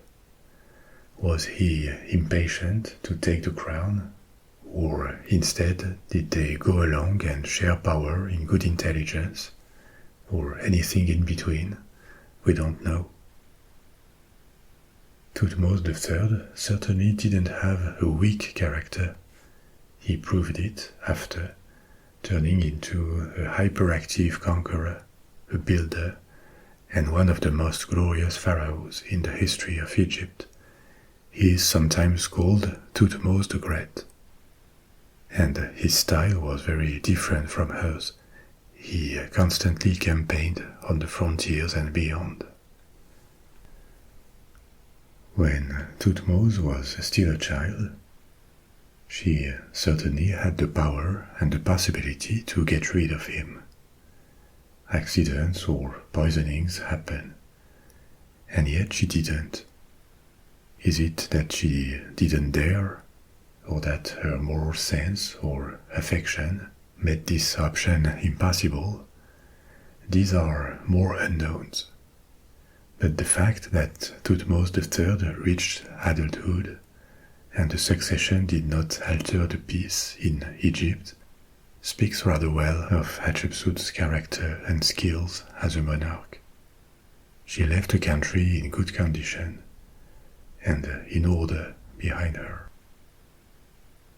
In the early 20th century, it was generally assumed by Egyptologists that there had been a campaign after her death to suppress her in collective memory by walling her monuments, erasing her name, destroying the statues and inscriptions in her temple.